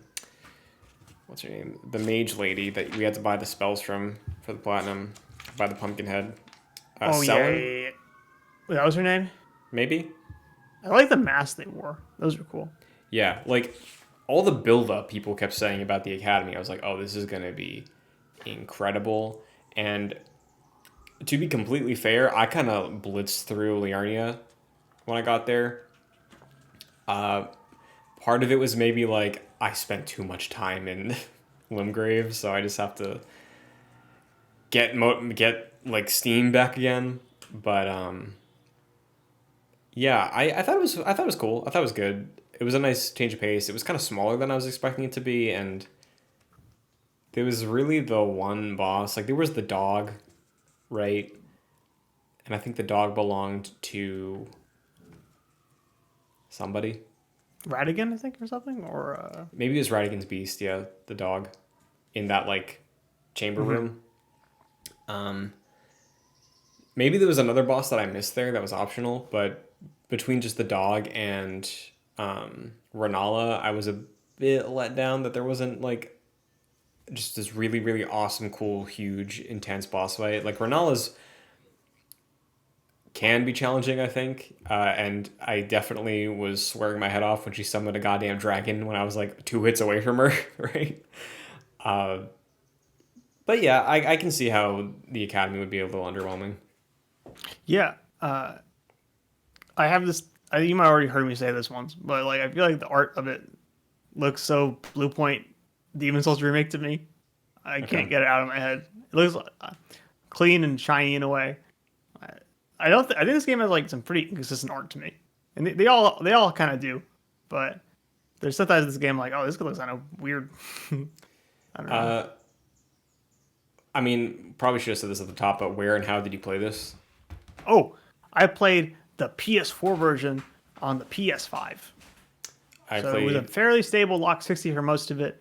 But yeah, looked good. I thought performed well. To be honest, performed great. Yeah, I played the PS4 version on a PS4 Pro. It was for the most part 30. It was not distracting at all or give me any technical problems. You're a From Software veteran. You're Yeah, prepared for this. I played Bloodborne at that ungodly frame pace, whatever it Yeah, was. you've been through the shit. But yeah, I mean, I think what's tricky is that the nature of the world they have set up is like, think of Ocarina of Time, right? Where Yeah, it's like, here's the volcano area, here's the water area, here's the forest, here's the field that's not that different from the forest, and then the castle, um, and the desert, right? And I guess Breath of the Wild does this too, but I think the problem is like there's no walls really. Like I know there's a couple elevators in Elden Ring, but I think because you have the benefit of Zelda, like, oh, you walk through this kind of generic looking tunnel that looks like it might eventually blend these areas to like from grassy to volcano-y, and then you walk through that and then fade to black and now you're in the volcano land, you know. But here it's like you kind of just take a step and then it's like, oh, Caled, and then take another step yeah. away, it's like, oh, Limgrave, you know. So maybe that's why. But That I mean, yeah. They give you that horse too early, man. I don't know. Like I went everywhere. Saw it all. And but also like going back to the art thing, I just feel like Caled is definitely like hell like, but it's not all that creepy to me. Not in like I don't know how to say it, but it looks a bit goofy, almost cartoony. Some of those enemies and creatures and like I don't know, like look at those like blood like little pepperonis. I don't know. I mean, Didn't don't hate the art. I think it Yeah. looks fun. It's like I feel like it's a fun, jovial kind of looking game in a way that Bloodborne is like gross Yeah. in a way that I like a lot. Do you know what I mean? Like, Yeah, yeah. For sure. I get what you're saying. Like I think every single From Software game that I've played has really incredible art in some places, yeah, but the only one I ever feel like it really has a cohesion to it is Sekiro, where Sekiro, you eventually will get to a place that's like drastically different from the rest of the game, but like the context behind it makes a lot of sense. And I know here, Kalen was nuked by the rot, so like, sure, but there's also that I don't know the whole like lands between stuff, and maybe it's because I didn't think of this as I was playing because of the way the map is segmented. But like in hmm hindsight, it really does just feel like it's you take a step and then it's the blue area, and then you take a step and it's the yellow area, right? Like kind yeah. of, I love color, yeah, but absolutely, like it does feel like I don't know. It's not my favorite map they've done, I suppose. sure. Um, It's nothing's better than like going to Anne Orlando, man, that first time. It's too cool. so I think another thing in the game, and it's tricky to like it feels like it's just negatives that keep getting brought up, right? Yeah, sorry. But like I truly think like Blythe and Hugh and Rodrika for me I think are maybe my favorite like NPCs that I've seen from them in terms of like having a storyline. Hmm. And I was so heavily invested and impressed with their storyline. And I mainly like the Blade E.G. Ronnie one because that's tied to an ending. Um, way more than the Melina stuff. Like I completely forgot Melina was in the damn game, and she's like your companion, right? I was disappointed by that because I really like her in terms of like the performance she's doing and the Mm-hmm. look like that. I really love that voice acting there. She sounds a bit scary, and I thought, oh, she was definitely going to cross me at some point. And when you do that three fingers ending thing, she does cross you, and then she's like, I will hunt you down and I will kill you. Sorry, that's not what she sounds like, but yeah, imagine she did. Um, but yeah, no, I definitely like didn't see her for like about 40 hours. Like, because I didn't know, like, like some bonfires you can talk to her. Mm-hmm. I never saw those prompts before, so I was like, Me oh shit, either. yeah. Like I think she did her thing after the initial areas in Limgrave. Like I had that meeting with her near that enemy camp, and she talked to me there. And then she's like, I have to go do some research. And then no joke, yeah, like 50 hours later, like after I went to Lindell, the city, I think after I beat that area, she showed up again and was like, hey, so I learned some things. You Right. should help me. And I was like, I guess, okay. And then eventually when I got to the fire giant fight, which I also loved, and I did the forge, and then she showed up and she was like, are you ready to finish the game? I was like, I mean, I am, but like, fuck if I'm gonna help you. Like, where were you the whole time? I don't know what you want to do. Like, obviously, I did it for the trophy, but like, I was way more invested with like random ass people I could have completely missed that I just completely missed out on whatever the main storyline quest was, which I thought was funny. I I wasn't invested in the what was her name? Was it Melania? Melina. Melina. I wasn't invested in that, but I also wasn't really invested in the writing stuff. But also, I don't know if I just am really bad at paying attention to subtext. But like, she was cool. I went to Anime Boston this weekend, and there was a lot of Ronnie art. She's the standout from this game for a lot of people. Yeah. I saw some body pillows even with Ronnie on it, which I thought was kind of funny. Yeah, I'm not Um, surprised. but Well, you marry her. She's your wife. right, of course. Um, what was I gonna say? Oh, I was talking about Three Fingers a bit for a second. If I can switch topics, Sure. yeah, maybe my favorite moment in this video game is finding fucking Three Fingers. That was the funniest shit ever to me. Because it's like Yeah. you look at your hand, right? You got two fingers. You got another three. Yeah. Like, And three fingers like this, right? And his two fingers this. I don't know. It was something that I didn't even consider that there was more to this hand somewhere. And three fingers is fucking evil. And two fingers is evil too, of course, probably. But like you see three fingers and he's like in hell in the bottom of the thing, and he like touches you and you're like, don't do that. It's a great moment. Yeah, I you don't gotta know. get marked for that ending. Yeah, you don't let three fingers touch you. He's not allowed. You get naked and you get marked. Seriously, that's what happens, right? Yeah. It's like, and at some point you follow a trophy guide on the internet, and everyone on these trophy guides are saying, "Do not let three fingers touch you before this point. Don't do it." And it's like, okay, I won't. I won't let him do that. Yeah. And he doesn't say shit too. Like, of course, this is a finger. It's awesome. I love the finger shit. That's the best part about this game. Yeah. The fact that they just allowed the word finger. Yes. Like That is was a why great the game choice. became so big, I think, is those finger notes. Yeah, man. And the thing is, like, like the first time you see like, oh, try finger butthole, it's like clever. Yeah. And then you see it like 30 times, and it's like, okay, everybody loves this joke. But then like on like the 60th time, like you'll see it somewhere. It's like, fuck, that got me. That was a good one. Yeah. Like, those jokes aren't funny, but when you play that game, they're so funny. Like, Yeah.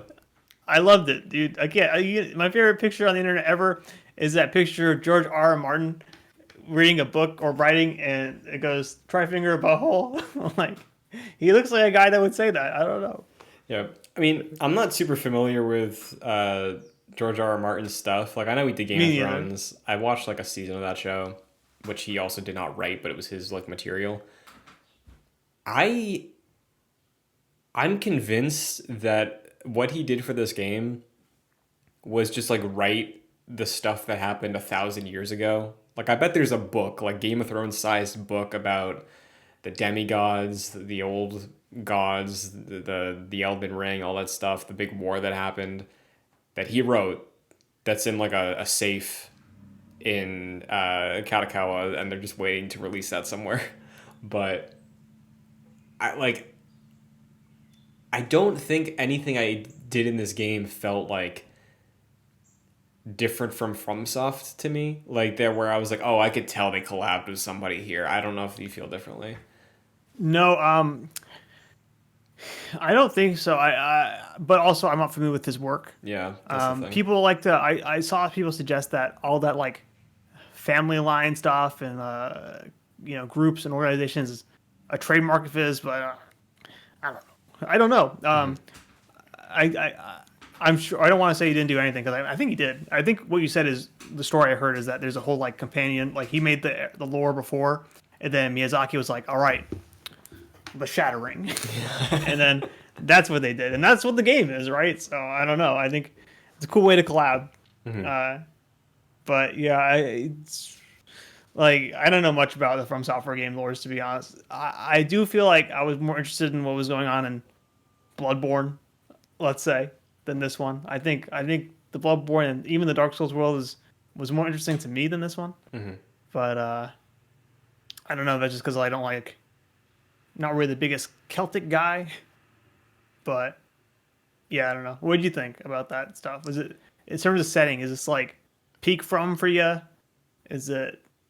So the way I have it shaken out when I try to figure out where to like rank or Elden Ring for me is like I try to think of what it does the best out of them all. Where Sekiro far and away has the best combat and best bosses, in my opinion. Bloodborne, I think, has the best lore and world. Dark Souls, I think, has the best world in terms of telling a story through it, I think. Because Dark Souls is very kind of like Arthurian, where it's like you're this nobody person, you stumbled into this, and now you're going to be the king. Which is similar to the premise of Elden Ring, right? But Elden Ring's up was like baffling to me that first night because it's like very much it's like, hey, you want to be Elden Lord? We all do. Like I was like, what the fuck? Because like Dark Souls is way more like cool about it. It's like, yeah, I'm sure you don't know what you're doing here, but like this one is like, It's like I thought like, okay, is there a tournament or something? Like what is this? Is this a game? Is this a Game of Thrones? Like Sure. what is this? Like it was cool. Yeah. So like I think when it comes to story, and obviously like I said, I haven't like done extensive reading into the stuff beyond what my interpretations were in the game.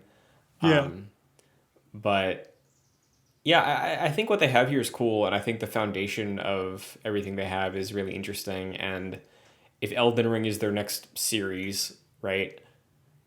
I'm really curious what they do from that because I feel like they made the story and lore such a big focus of it this time, and maybe that was just to sell the Germ connection. But like when like I'm thinking, it's like okay, well if they follow up the Ronnie ending, what do they do? That's gonna be so different. Like if somebody didn't get that ending, which maybe you pick one of the endings. But then I think back to Dark Souls, and to my knowledge at least, I haven't played three yet. Two is completely separated from one, like entirely, right? I don't think so. Like there's some connections, but it's not like oh you're back in Anor Londo and it's the same No, characters. But three for has some of sure. that with And one. three gets to some of that, I believe. I know like I believe there's a bonfire called New Firelink Shrine. Sure, yeah, Almost like it was a Reaper, like fuck, they didn't like it. yeah, But two is like unrecognizable from one for sure. But I believe it might be this. I think it is the same world, but it's like set far into the future, like far. But yeah, I don't know. It's definitely strange. But that's kind of what I want them to do with Elden Ring too, though. Like yeah, if and to be honest with you, I don't really want Elden Ring 2. I want another linear Souls kind of game. But I think if they do make Elden Ring 2, which they will, it's sold a lot, make it unrecognizable, right? Instead of Gurm writing it, I don't know, get Neil Druckmann. I don't know. Get something goofy. I don't know. I Because like I don't think anyone's gonna mind too much if it's like not directly continuing the lore, right? It just yeah. I feel like they've earned the trust to just go crazy with it. Yeah, because I think the main thing, at least that I have taken away from the From games I played, is like it's their themes that I like the most because at least all the ones I played, they have the same message, you know? Yeah, And it's just the way they execute it and the way they vary it and the way they dress it up every time, I think is the fun part because, it's about humanity, depression, and religion. yeah, and it's very, very clear that they're like anti-establishment with every single thing. Like that's their big takeaway. It's like this thing that existed for a long time, it's actually fucked and you should stop listening to it and think. Like that's their point. It's like anything organized, religion, politics, all that stuff, it's like it's going to lead to terrible things. Hmm. And even if you start a new thing, it's also going to lead to terrible things. So like it's nihilistic in a way, but at the same time, it's kind of hopeful, and it's like that's the fun part of all their games and all their endings they have. I think, um, where yeah, like the ending of Dark Souls, you either walk away from Gwyn's dead body and doom the world, but you're gonna be able to reign as the evil lord for a while, which is probably cool for you, or you sacrifice yourself and relight the thing for a temporary like bandage, right?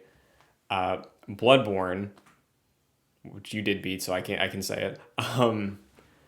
You are like, I didn't like that. Let me just wake up from my nap, my bad dream, and then maybe one day I end up here again.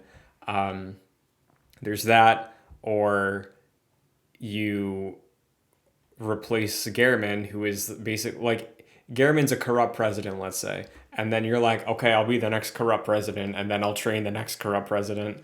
Wow, just like America. Exactly. And then with Elden Ring, it's okay. Everyone wants to be Elden Lord, and the Elden Ring is kind of a bad system. So what do you want to do? And it's like it's the same things they're hitting on with all their games, which I don't think is bad. It's just uh, it's always interesting to see their approach to it. And I think here it is done in that more and talking through it, maybe it does make more sense the Germ stuff because it does feel more factioned in a way. Yeah, Where like I know in Bloodborne it's like, oh, there's the healing church, and then there's uh, the alien people and the choir and all these different the Bergenworth. Like there's definitely factions, but it feels like all of them are just kind of in their own world of escape to deal with all the Hmm. shit. Where here it's like a power grab, you know? So yeah, maybe that's the non-from aspect here. So For sure. But surely he didn't just come on just to make factions. Unless he did, I don't know. And to be honest, also the game does feel like more in your face about the story than before too. Like, obviously we're talking about that Radon scene, but it's definitely more. Well, I don't know. I didn't play Sekiro. I guess that game is a bit direct about its story, but yeah. yeah, I don't know. I was like, oh, they're really showing it. Um, I feel like we covered a lot of the main talking points of the game. Yeah, I think so. Trying to look at my notes, Yeah, most of but the I don't notes I know. did take were like just keywords of like, oh, Hayata wants grapes. That's one of my notes. Yeah, I have one that's like, I was talking about Dialos a bit. You remember that guy? Who? Dialos. He was in the Round Table Hold, but eventually you see him again at Volcano Manor. Oh yeah, there's two of them. D. Nah, not D is the guy that Fia makes you kill, right? Or doesn't make you kill, but you give him the dagger, then he shows up dead. Yeah.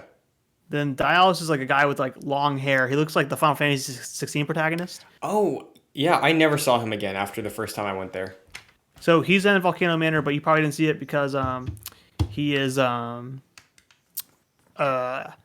he's in a room with the NPCs, like evil quest line and assassination stuff. I think that's where I saw him there because he was doing the same shit as me. I remember. Yeah, I have his name written down. He was looking for Lanya, Hmm. his servant, and I was like, okay, I'll keep an Right, eye out. Lanya. And then I never saw him again or her. Hmm. Um, Oh, I have this one note that I liked, but that one time you got to use the jellyfish spirit ash for a puzzle because there's that jellyfish in the mountaintop of the giants going like, "I miss my sister." I Anyone did remember not my? see that. You never saw this? No. Oh, dude, it's awesome. It's like the jellyfish is like, "I miss my family," and then you're like, "Don't worry," you pop your jellyfish spirit, and it's like, "Sister, I miss you," or something like that. Is kind of cool. That's funny. Uh, I never did this, but you know that village in Liurnia that's like gone to shit. It's like Yes, the pale people, the you get one Albinariacs. of the medallions from Yes. the bucket there or something. A guy in a bucket. So in that area, the village of the Albinurax, I forget the pronunciation. You can I think around there's an elevator, and if you go down, there is a woman who is from the Albinurax who's like with a wolf Hmm. resting, and like I don't think she can walk. Like I think she's like paralyzed or something from the waist down. But she was like, I think she's the one that gives you the medallion piece. It's like, oh, if you were trusted with this, I'll give you the one I have. Um, so when you use that medallion to get to that last area, Hmm. and there's all those wolves running around in the snow, uh, by like those ruins that let you teleport to the tree. If you summon her, she'll hop on one of the wolves and like help you fight people because she just has a connection to wolves, which is fun. What? Yeah, That is cool. yeah. So, I never saw that. um, but yeah, I guess we can wind down. Do you have a ranking? Where do you place it with the ones you played? I have one note here, by the way. I'll Mhm. rank it in 1 second. But this one says Randy the Witch Doll says I need to kill the baleful shadow, but it looks just like Blade. Sad face. That's what I had wrote. Is that the same thing you were doing? That Is was that a something different else. part of it? That was something else. Okay. Because I Alrighty. think I think Blade was part of like a group maybe, Uh huh. and he was the one that was just assigned to Ronnie, and I think that other one. I mean, he goes mad after you do that. I Okay. think, or like that's when I saw him go mad. I don't think it's related though because hours before that, EG was like, yeah, he's destined to just it's a curse. There's no Hmm. avoiding it. Um, Yeah. yeah. Want me to rank them? Yeah. Okay, here's the ranking. Dark Souls 1 is my favorite. Number 2 is Bloodborne. It's too good. 3, Dark Souls 2. I like it. 4, Elden Ring. I like it a lot too. I had a great time with it. It was a really great week. Lost myself in it. I just prefer the structure of the other games and the way the boss fights and stuff were designed, I suppose. And prefer the other. Okay, maybe not Dark Souls 2, but I even prefer the way the other games kind of look, I suppose. Yeah. But yeah, I haven't mean, played Demon Souls or Sekiro yet, or Dark Souls 3. I'll list my ranking in a second, but I think even before, because it felt negative, but I'm with you. Like, I really love this game. It's great. It's better than most other things. Yeah.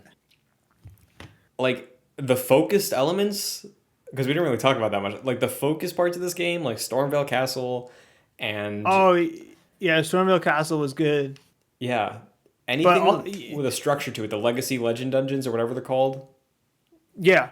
those are all great. Those are my favorite But parts of the game. also equal hand, I found that frustrating though because I was like, oh fuck, if this was just like the old games, it would have been a 10 out of 10 banger to me, you know. And who knows? Maybe if it was, I'd be saying like, wow, they really just made another Dark Souls game, whatever. So, Yeah, but like that, the first time I remember being happy playing that game was and I enjoyed playing the game, but the first time I was like grinning in the way I would with the previous games was the Capital. That Legacy dungeon I thought was brilliant. Like gorgeous, gorgeous dungeon. Looked amazing. Really creepy, fun enemies. It was like giddy running through that. the sewer system. I did not like that. I mean, I think one of the first times I went like below there, I found that room Yeah. where there was that like gigantic dead monster thing that was just a Oh big yeah. face on the ground, and apparently that's tied to a quest line. But Ah. I found that early. I was like, what the fuck is this? Right? He says, Yeah. I think like Lendell and Stormvale, and I really liked Volcano Manor. Even like the whatever the thing was that like led to the area with Ronnie's Rise, where there was the water circle boss arena with the spirit of that other thing that you fight on the way to Millennia, and even like the Halig Tree base, right? That was like this area built alongside of the roots of the tree when you go down to find the rot. That was awesome. See, I thought it looked awesome, but I thought that dungeon was fucking hard. It was hard, Like, yeah. It was absolutely yeah. difficult, and then the run up to her with just the swamp area, I was so over it at that point. But Yeah. it was still like a cool design dungeon, and in hindsight, I was like, Agreed. yeah, I'm glad I did that. But yeah, all of those elements are awesome and are some of my favorite dungeons I played in a farm game. But I think that's what I led with, right? I don't think anything in this game personally is bad. I think the open world is good. Like it's a good open world for my taste of what I like in an open world. Nothing inspiring or nothing mind blowing in the open world outside of the first couple of sessions when you get to discover things. And Yeah. then the dungeons with really like well designed bosses and fully laid out levels are great, fantastic, what I love it from. It's just everything else in between. I was like, I will say there's some stuff in this game I think is bad. like what? Like I think the boss recycling is bad. I think Sure. in a lot of cases I think some of those boss fights are like kind of a bummer. And I also think like with that game's like open world structure, when you go back to old locations that you haven't seen before and you're like, all right, time to make sure I finish exploring. You see some really like kind of boring shit at that point. I was like, and that's where the open world structure really does not work for me, I don't think. And see, that's the other thing too, where like some of those repeats I did not see. Like of Yeah. course I'd have to because of the platinum for some. But But like I believe people were saying like wow they reused so much because I did see some reused things, and the catacombs, yeah, they all look the same. Um, but I think the thing with this is, and the reason I'm worried about a replay, the same thing I talked about with Zelda, it's like, is it gonna be boring on the replay? Because it's like, I just know exactly where I have to go. I know what to avoid. Like, I'm sure there's NPCs I'll find that I didn't see before and people I didn't follow up on, which is intriguing. But yeah, dude, like, I I don't think it's a knock against the game that the thought of replaying it makes me worried, right? Because I did really love my time with it and it was a great experience and it lived up to the hype for me. But I don't think it's this earth shattering game the way that I've seen it propped up to be. I think it's like a cool experiment, and I'm Yeah. glad they took it. But I don't want it to be the future of the future of their company. You know what I Yeah. mean? Yeah. For me Like personally, at least. next week at the Xbox showcase, I want Activision's logo to pop up on that stage and I want Sekiro 2 to be their next game, like more than anything. Dude, I got beef with you, by the way. So You tweeted this fucking Nibil fake account yesterday. You retweeted it, quote retweeted it, and you said, "This didn't get me." And it's a quote retweet of them going like, "Bloodborne remaster announced August 2022," and I was like half asleep. I was reading it like didn't really read what you wrote yet, and I was like, "Wait, what the fuck?" Bloodborne 2, sorry, Bloodborne remaster, and then I saw what you wrote, and I was like, "Oh shit!" And now I blocked that account so this never happens again. But yeah. yeah, no, I'd like for them to make a new Bloodborne. Or I really like when they just definitely just make new stuff. You know, like I like these new ideas, I suppose. Even though it's not all that new, but Yeah, that was yeah, that was my other question I had for you because yeah, both of us have. Oh, well, you played Dark Souls 2. I played Dark Souls 1. There's a lot of people that say this is just Dark Souls 4. Do you agree with that? Because I lean towards no, it's not. Like I get why you're saying that, but I feel like that's saying that like The Last of Us is Uncharted 4, like personally, because like yes. there's structurally the similarities and there's obvious carryover, but it's like that's like saying Fallout 4 was the next Elder Scrolls game to me, kind of. I don't know. See, okay, I think the Skyrim Elder Scrolls ones kind of makes sense to me Hmm. a little bit, and I think this one, Dark Souls, also makes sense to me because like it's definitely closer to those than Sekiro or Bloodborne, and I think like obviously the open world is there and it is different and the Spirit Ash stuff is weird, Hmm. but it does to me feel like an evolution or a further iteration on that idea. The big RPG idea they were kind of building up with the first two games. I do feel like this is Dark Souls 4, but they also did try a lot of new stuff. Hmm. But in the same way you would hope a fourth entry in a franchise would do. Do you know what I mean? Like, Yeah, I think so. I mean, I think the place where I fall on it is like I know FromSoft has made a couple different games, but like Demon Souls Onward, it to me just feels like they've made the same type of game and then they've made Sekiro. Because I do think like Bloodborne is a bit faster than the others, but from what my friends have told me about Dark Souls 3, like Dark Souls 3 is kind of Bloodborne sure. in terms of pace and combat and all that stuff. So like I don't look at Bloodborne like it's a Dark Souls game, even though it's very similar. Like Sekiro, I think Yeah. is their one standout. Like this is really different. Um, But okay, I haven't finished Sekiro, but like I feel like almost like I do play all like the big action games, like the Devil May Cry's, the platinum stuff. mhm. Like Sekiro still seems close in DNA to those with the way the lock on and targeting stuff works and the soul stuff. Mhm. They're like, I don't know. It almost seems like encountering like doing some stealth stuff in that game can be a little bit finicky because you're also dealing with like Dark Souls like targeting stuff. Like, would it have been like? Is it? Would it have been maybe a is it pigeonholed to that Dark Souls idea? Would it maybe have been a cooler thing if it was a bit more different, if it was closer to some of the other stuff, like rather than locking into these existing like targeting and combat systems. Because I know it's a bit different, but like I don't know. It, Yeah, it is definitely still of that same ilk, you know. Like sure. I think when it comes to Sekiro, the thing is like playing it, you have to cut off like the way like I know like the language of like the visuals they're using is like this is very similar. yeah. But if you want to like progress and succeed in Sekiro, you cannot think of it the same way you think of those other games. Where like I barely use lock on in Sekiro because it Okay. does like it will impact you the way that it won't in like Bloodborne where you have the big beast enemies. I know the camera gets weird, but Yeah. I played Dark Souls and Bloodborne and Elden Ring with lock on like the whole time basically.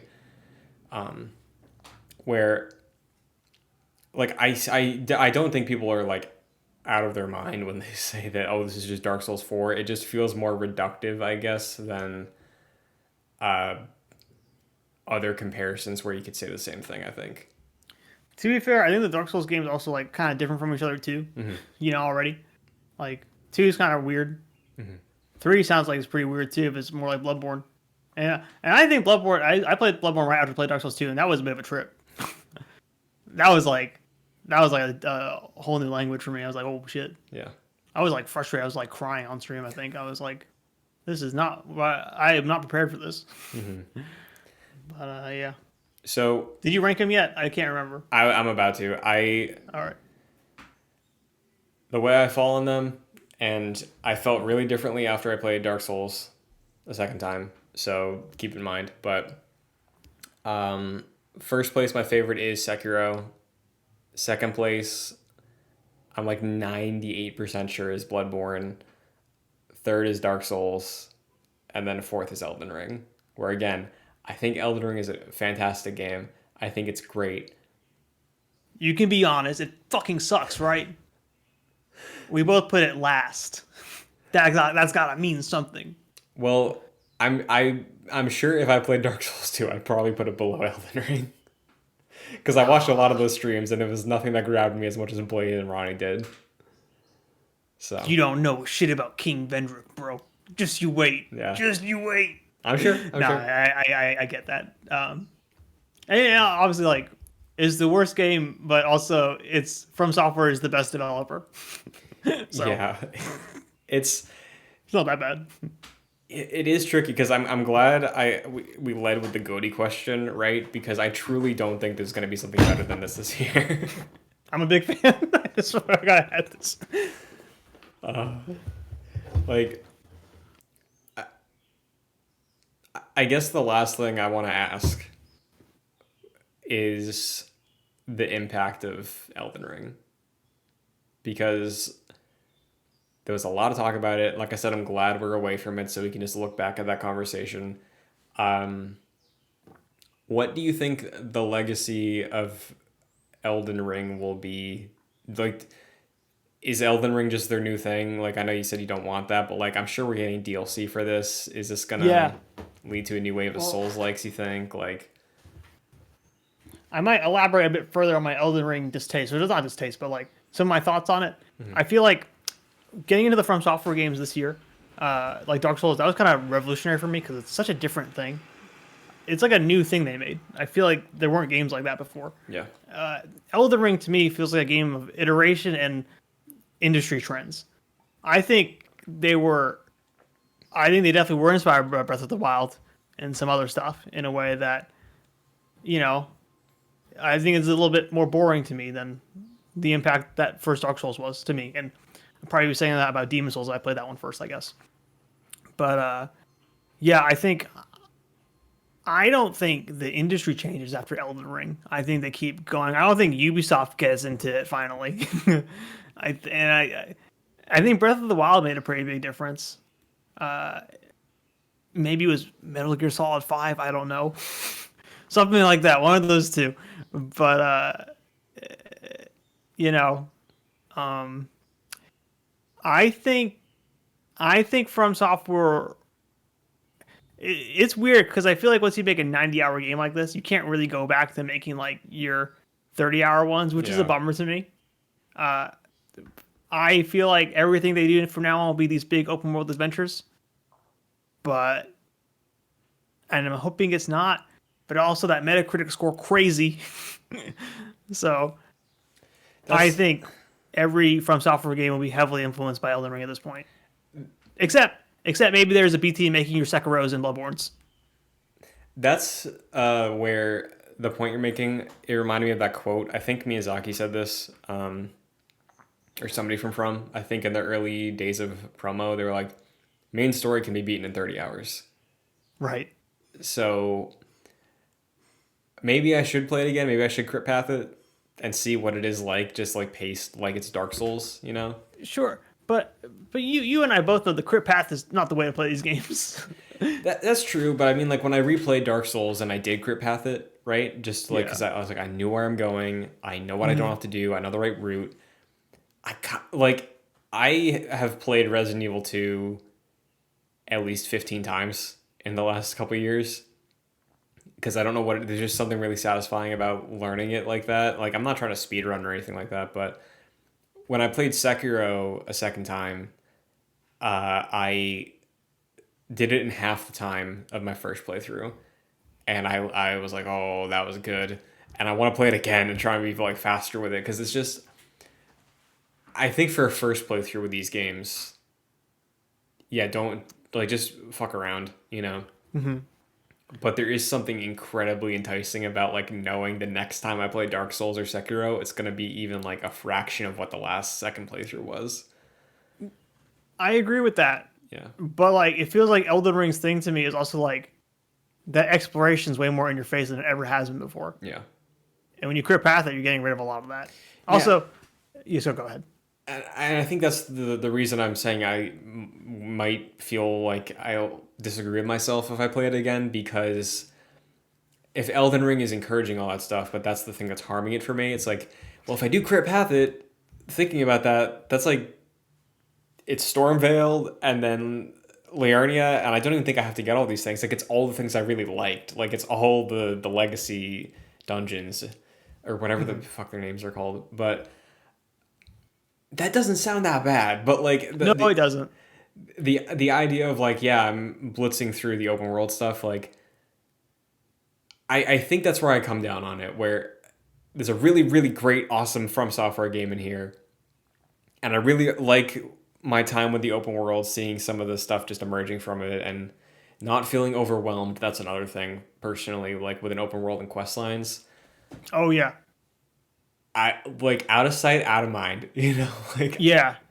I was No, upset when this they game added is those like things, like the NPC markers. I was like, oh well, I was already used to not having to like yeah. look for everything in that game, so like it really didn't impact me that much. But like if those were out in there out the gate, I would have been like, oh, all right, gonna check off that like little hooded person off the map, and then did the next one, and the next one. Like Right. I don't care that I probably missed out on an awesome quest line because I got super invested to Blade, and Yeah. that was this game's story, you know, and I don't have to worry about anything else. So that aspect of the open world I do love, and I do hope to see other games take from. Where like Zelda, even I did not do any side quests really that were like just I stumbled onto. There were like maybe two, but I don't remember them. Um, so that aspect here I do like, but that's not why I think the strengths of this game are that awesome. I think Yeah. so. I would say like I love that map design too. Like it's definitely like it's in terms of like the way it doesn't give you any direction. Mhm. Like this game is playable in a way that like Assassin's Creed Valhalla is not to my brain. You Yeah, know, and like I would love if they took more inspiration from that, but I kind of doubt they will. Just like a lot of developers or big AAA productions didn't take much inspiration from Breath of the Wild, I suppose. yeah, But and yeah, I remember Odyssey, Assassin's Creed came out after hmm Breath of the Wild, and I feel like that was maybe the first one where they like had the like a tiny response because obviously that game was in development like way before because of how big it is, but yeah, there was like the option of like, hey, you can turn off map markers and you can just have to like search for clues, and like people will tell you like, oh, there's this big rock, and then you go that way, and then you'll find what I'm looking for, which like I think is nice. I just think the way it's presented, like you can't fully embrace it if you're making that like an afterthought in a way. Yeah, it's got to be in the map, you know? Yeah, which like I appreciate that there's effort there because I did play Odyssey that way, and I Yeah. liked that because it was less overwhelming for me. Um, but even then, it was like I have to figure out when I want to move on. And here it was like there weren't a bunch of other question marks that I was like, do I care that I'm missing out on these? It was like I got my fill, time to go, which I really Mhm. like. So Yeah, I agree. on that front, cool open world, but yeah, I don't think this is like a revolutionary open world game. No, that Metacritic score is insane to me. Yeah, do you agree I with it? what do I agree with it? Yeah, because I like Absolutely not. I think like, and obviously it's a Metacritic score is an aggregate, but you know like, okay, hearing about the way that game got reviewed, and a lot of those reviews came out before people finished the game, is weird, right? Like, like I because I feel like I could have made the most glowing review of that game if I was like 40 hours in, sure. Like but when I beat it, I was like, yo, what the fuck? I don't want to like make any statements about the people who reviewed the game because I don't. No, I I don't mean that, yeah, but I'm not making statements about them. I'm making more statements about the process. Bandai Namco's embargo and review process, I suppose. Yeah, like I didn't think that's what you were going with it. I just think like I personally I think depending on the game, you don't need to have seen everything to evaluate it, but I do think like there is that level of like okay, like I put a lot of chips on how a game ends personally. Yeah. Like that can either elevate it or tank it for me. Like even if I loved almost everything I did in that game, if the ending sucks, it will at least lose a point for me. So like that's just my own personal opinion on it, but like if somebody wants to review a game having not beaten it, I don't care as long as you feel you saw a substantial thing and you made that clear in the review, that's completely fine to me. But Well, yes, yeah. if you don't mind, and I'm cool with that too. But then like, then just Metacritic's weird. I think like numbers are weird Yeah, scores are and stupid, yeah. they're stupid, and like I don't know what that shit means. Like on the website like that, like It's a game, Omar. It's a fantasy critic. That's what it is now. yeah, I guess so.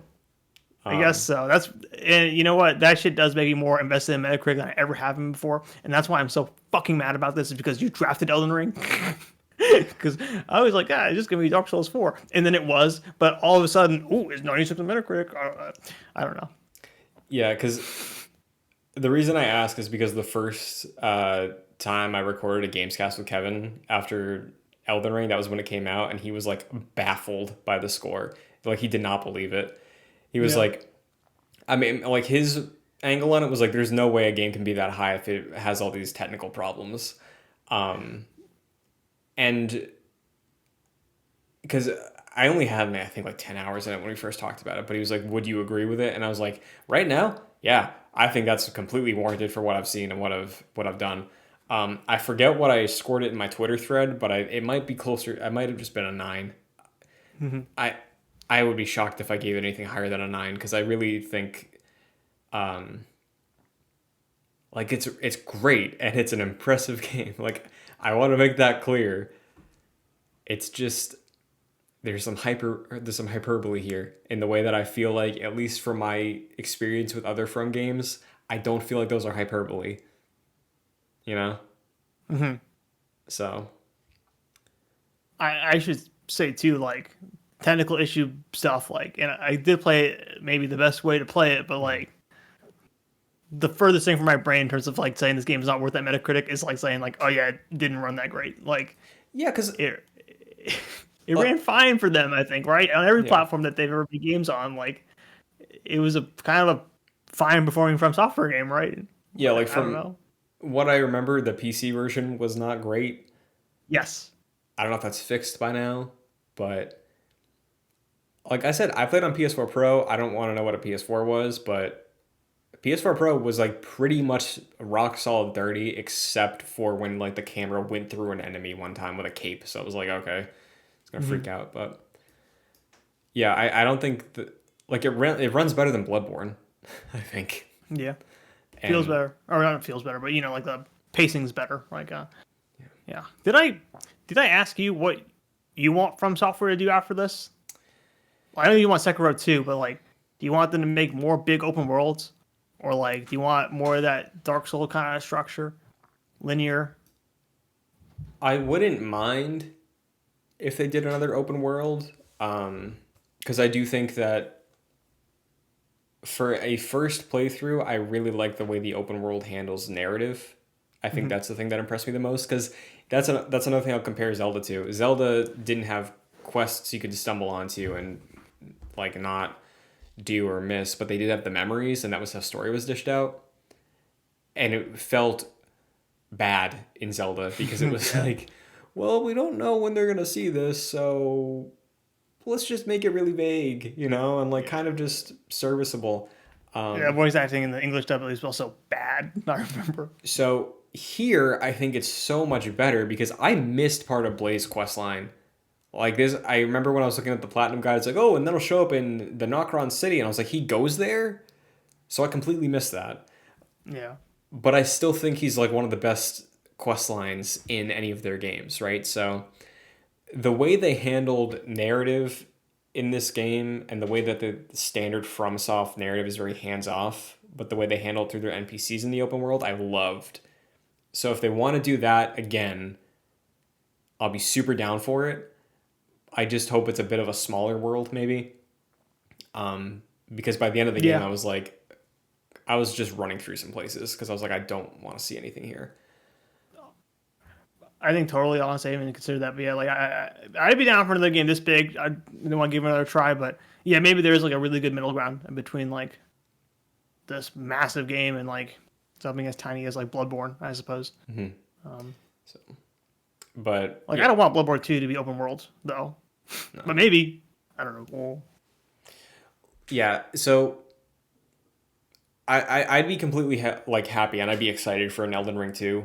Like if that's implying the same approach, I would mhm. be stoked for it and as excited as I would be for another like new From Software IP announcement. Especially looking at what they did with Dark Souls, kind of like each one is kind of different. Yeah, no, I definitely would believe that they've changed it up. Hmm. Yeah, sorry, we did I interrupt? No, I was just gonna finish with like, but Mhm. definitely want Sekiro 2 Right. because I think that is them at their peak in terms of boss design and combat design. It's all killer no filler, and the layout of that game, the progression of that game is like wide enough that it still feels like it's still a linear game, but you can tackle like different regions in different orders, like the time travel with the castle. You can do that at the end of the game. You can do that at the beginning of the game. You Yeah. can completely. I think you can skip that. Maybe you can. I forgot. But I think I truly think Sekiro is their masterpiece, personally. So I want Sekiro too. But if they were to come out with a new IP, I would hope it's leaning more on the scope of a Bloodborne, or one of the. I mean, the only one I played is Dark Souls 1, but like smaller scale. Like Bloodborne, I think is Hmm. their smallest game out of the ones I played. So if they do a new IP, just really really tight. But an Elden Ring 2, I'd still be excited for. Yeah. I'm, I'm excited. I hope they do something cool. Before I feel like we're wrapping this up, but I have a couple of nitpicks about this game that I wanted to get off my chest Sure. before, and that we can move on from this pretty fast. But my number one is uh, that soundtrack in the overworld, open world. Did not care for it. I think exploring in the other games is way better when there's no music on it. That's one, and two, grave offense. And I don't know if I'm gonna be in hot water for this, but like, there's a couple great tracks, memorable tracks. That Radigan song, Renala maybe, great stuff. but I feel like this is the least memorable soundtrack to me. I agree. Yeah, I I'm disappointed in that. I think I like these game soundtracks quite a bit. Yeah, I don't know if it was a different composer or if it was a one they've worked with before, I but believe there's some. It's a mix of people. I think there's some that have been there forever. Um, but yeah, yeah, it's hard, right? And I don't even think it's like a recency bias thing, right? Because I played Dark Souls in December and January, yeah, right? So like this isn't like a, oh, I've been listening to this Dark Souls music for the last 13 years. It's like no, I've been listening to it for a couple months more than Elden Ring. Um, right. Dark Souls, I like there's the Pling Pling Plong, there's the Firelink Shrine, there's Ornstein and Smoke, like there's so many tracks in Dark Souls 1 that are so good, and Sekiro uses that one like boss theme like a fair amount. Like anytime it's not like a like, oh okay, look at this boss. It's like the same boss music. Hmm. Um like the Guardian Ape and the Bull and uh whatever the first like not real boss but you think it's a boss, the drunkard, like Hmm. they all have the same song, but like late game there's some really good music. The main theme is really good. There's some really good overworld stuff in certain areas. And Bloodborne's is obviously incredible. I know one song in Elden Ring. It is that title song. It's the title song in the Yeah, Radigan fight. right. Um, yeah, man. I just also went through those games the first time. I think I almost am willing to declare Bloodborne as the greatest soundtrack in any medium of all time. It's fucking good. Probably isn't that, but dude, I don't know how they came up with that shit. Like, they had to be cracked. The Cleric Beast song, I don't understand how they made that. Like, how did that song come out in 2015? I don't get it. That should be like that's like Christian, that DLC. When you play that DLC, it's like five of the greatest songs I've ever heard. Okay. Well, that's the thing.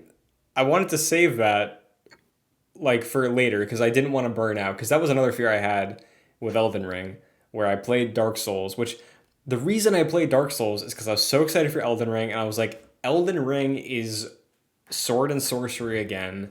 I haven't played any of the Dark Souls games. I should have some point of reference to Yeah, I think we had see, a similar thought. yeah, just to see their growth. Because last year I beat Bloodborne a couple years ago, but I platinumed it last year, and I also finally beat Sekiro and platinumed it last year. So I was like, I'm on a roll. I just want to let me do Dark Souls next.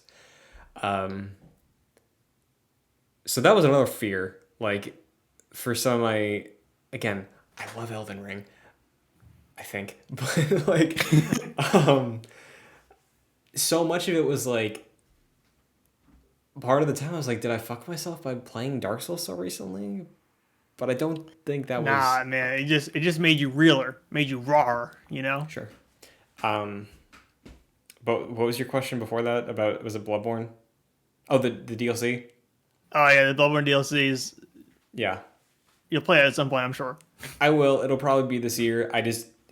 I played a lot of From Software games for. Totally, I get that too. Was playing. I started Sekiro recently, but I thought maybe I was like it had been 2 months since I beat Elden Ring. I was like, yeah, we can do Sekiro, but yeah, no, I think I need to play Pokemon or something. Just chill out. Yeah. But yeah, So there was. It's funny you brought up the DLC because that was the last question that I thought of where I think it's likely that we'll maybe see DLC by the earliest like November because like Bloodborne came out in March, I think, and it released the Old Hunters in November. This feels like a game that is going to get a lot of DLC. There's those Colosseums. They could just create another island off to like the west or something. Would you be excited by the prospect of DLC? I'll play the DLC for sure. The one thing I'm scared about, and not to sound like a wuss, but like this game is fucking hard, and DLC for From Software games is traditionally more hard. That I'm like, oh man, I don't know if I want that. But like, dude, the whole Halley Tree area feels like DLC to me. You know, that like I wonder if Miyazaki and From just have enough clout, and they didn't do it for Sekiro, right? There was no DLC there. Like maybe they were like, and, and honestly, the way From Software games goes, like the DLC is always so good, but it comes out afterwards. So I wonder if they even like doing that, or they just like having the complete experience like originally. That I kind of thought like, oh, maybe they just don't do DLC anymore. Maybe they try and cram everything they have in the game. But yeah, I don't know. I think I would be like half surprised if it gets DLC and half like not. Will I play it? Absolutely. I'm there day one, but I'm scared. I'm scared. It's funny you say that because I feel like in the end, and maybe it's because I did use the mimic in a couple fights, but I personally I think this is their easiest game I because think it is until it isn't, but that's because I was being stubborn about the fucking the spirit ashes. Because if you are supposed to use those the whole time, then I with the mimic tier, no doubt the easiest game they ever made. Hell, it was easier than The Last of Us. I don't know if I mean that. And Last of Us was kind of hard for me when I played it. I don't know. Some of the clickers, I don't know. But I don't know, man. With Mimic Tier, the thing with the Mimic Tier, and I should try the other Ashes, is I just feel like the combat isn't as interesting. Like, it just it's kind not. of, Yeah. I'm just like phoning it in, you know? So I'll play more of it, but will it have me excited the way a Dark Souls or Bloodborne fight will? Probably not, unless I don't do the Mimic Tier again, and I'm just like killing myself for hours and hating being alive. I don't know. Yeah, because I think that was another thing where some of the like you say it's easy until it isn't. I really think the only two like big walls in this game outs like if you can get past Market in the beginning, because that is Yeah, genuinely difficult. I think it's kind of a cruise up until Malekith. even the Godskin duo. Godskin Duo I did not have a problem with. Really? Did you use Mimic Tier? I must have because every time there was a Okay. double fight, I was like, "There's two of them, there's two of me." So, See, like, and I just this is probably more on me than it is the game, but I played those games without summoning, so I didn't really want to do it until I had to. But like, I did that Godskin duo solo, and I'm very proud of it. it should Uh, be. and like, I actually love that fight. I don't love that fight, but I love that Godskin Apostle, the skinny one with the scythe. I did that fight at the bottom of the Kayla Tower for hours, and I relearned it, and I felt like I could do that duo fight pretty properly because I just kind of like killed him a bunch and didn't even focus on the blob guy. But I don't know, man. That fight is pretty hard if you think you can't summon. But is that on the game or is that on me? It's on me. But yeah, I don't know. I don't know. Yeah, I get what you mean. Because, like, I think there's I don't fully comprehend, like, the intricacies of the balance of these games the way some people do, of, like, oh, this one is clearly balanced poorly than this other one. Yeah. But, like, I don't know, man. It kind of stung when I was getting through this game real great with low intelligence, low everything, but a massive Right. strength stat. And then when I fought the Godskin, the big one, Blob. Yeah, yeah.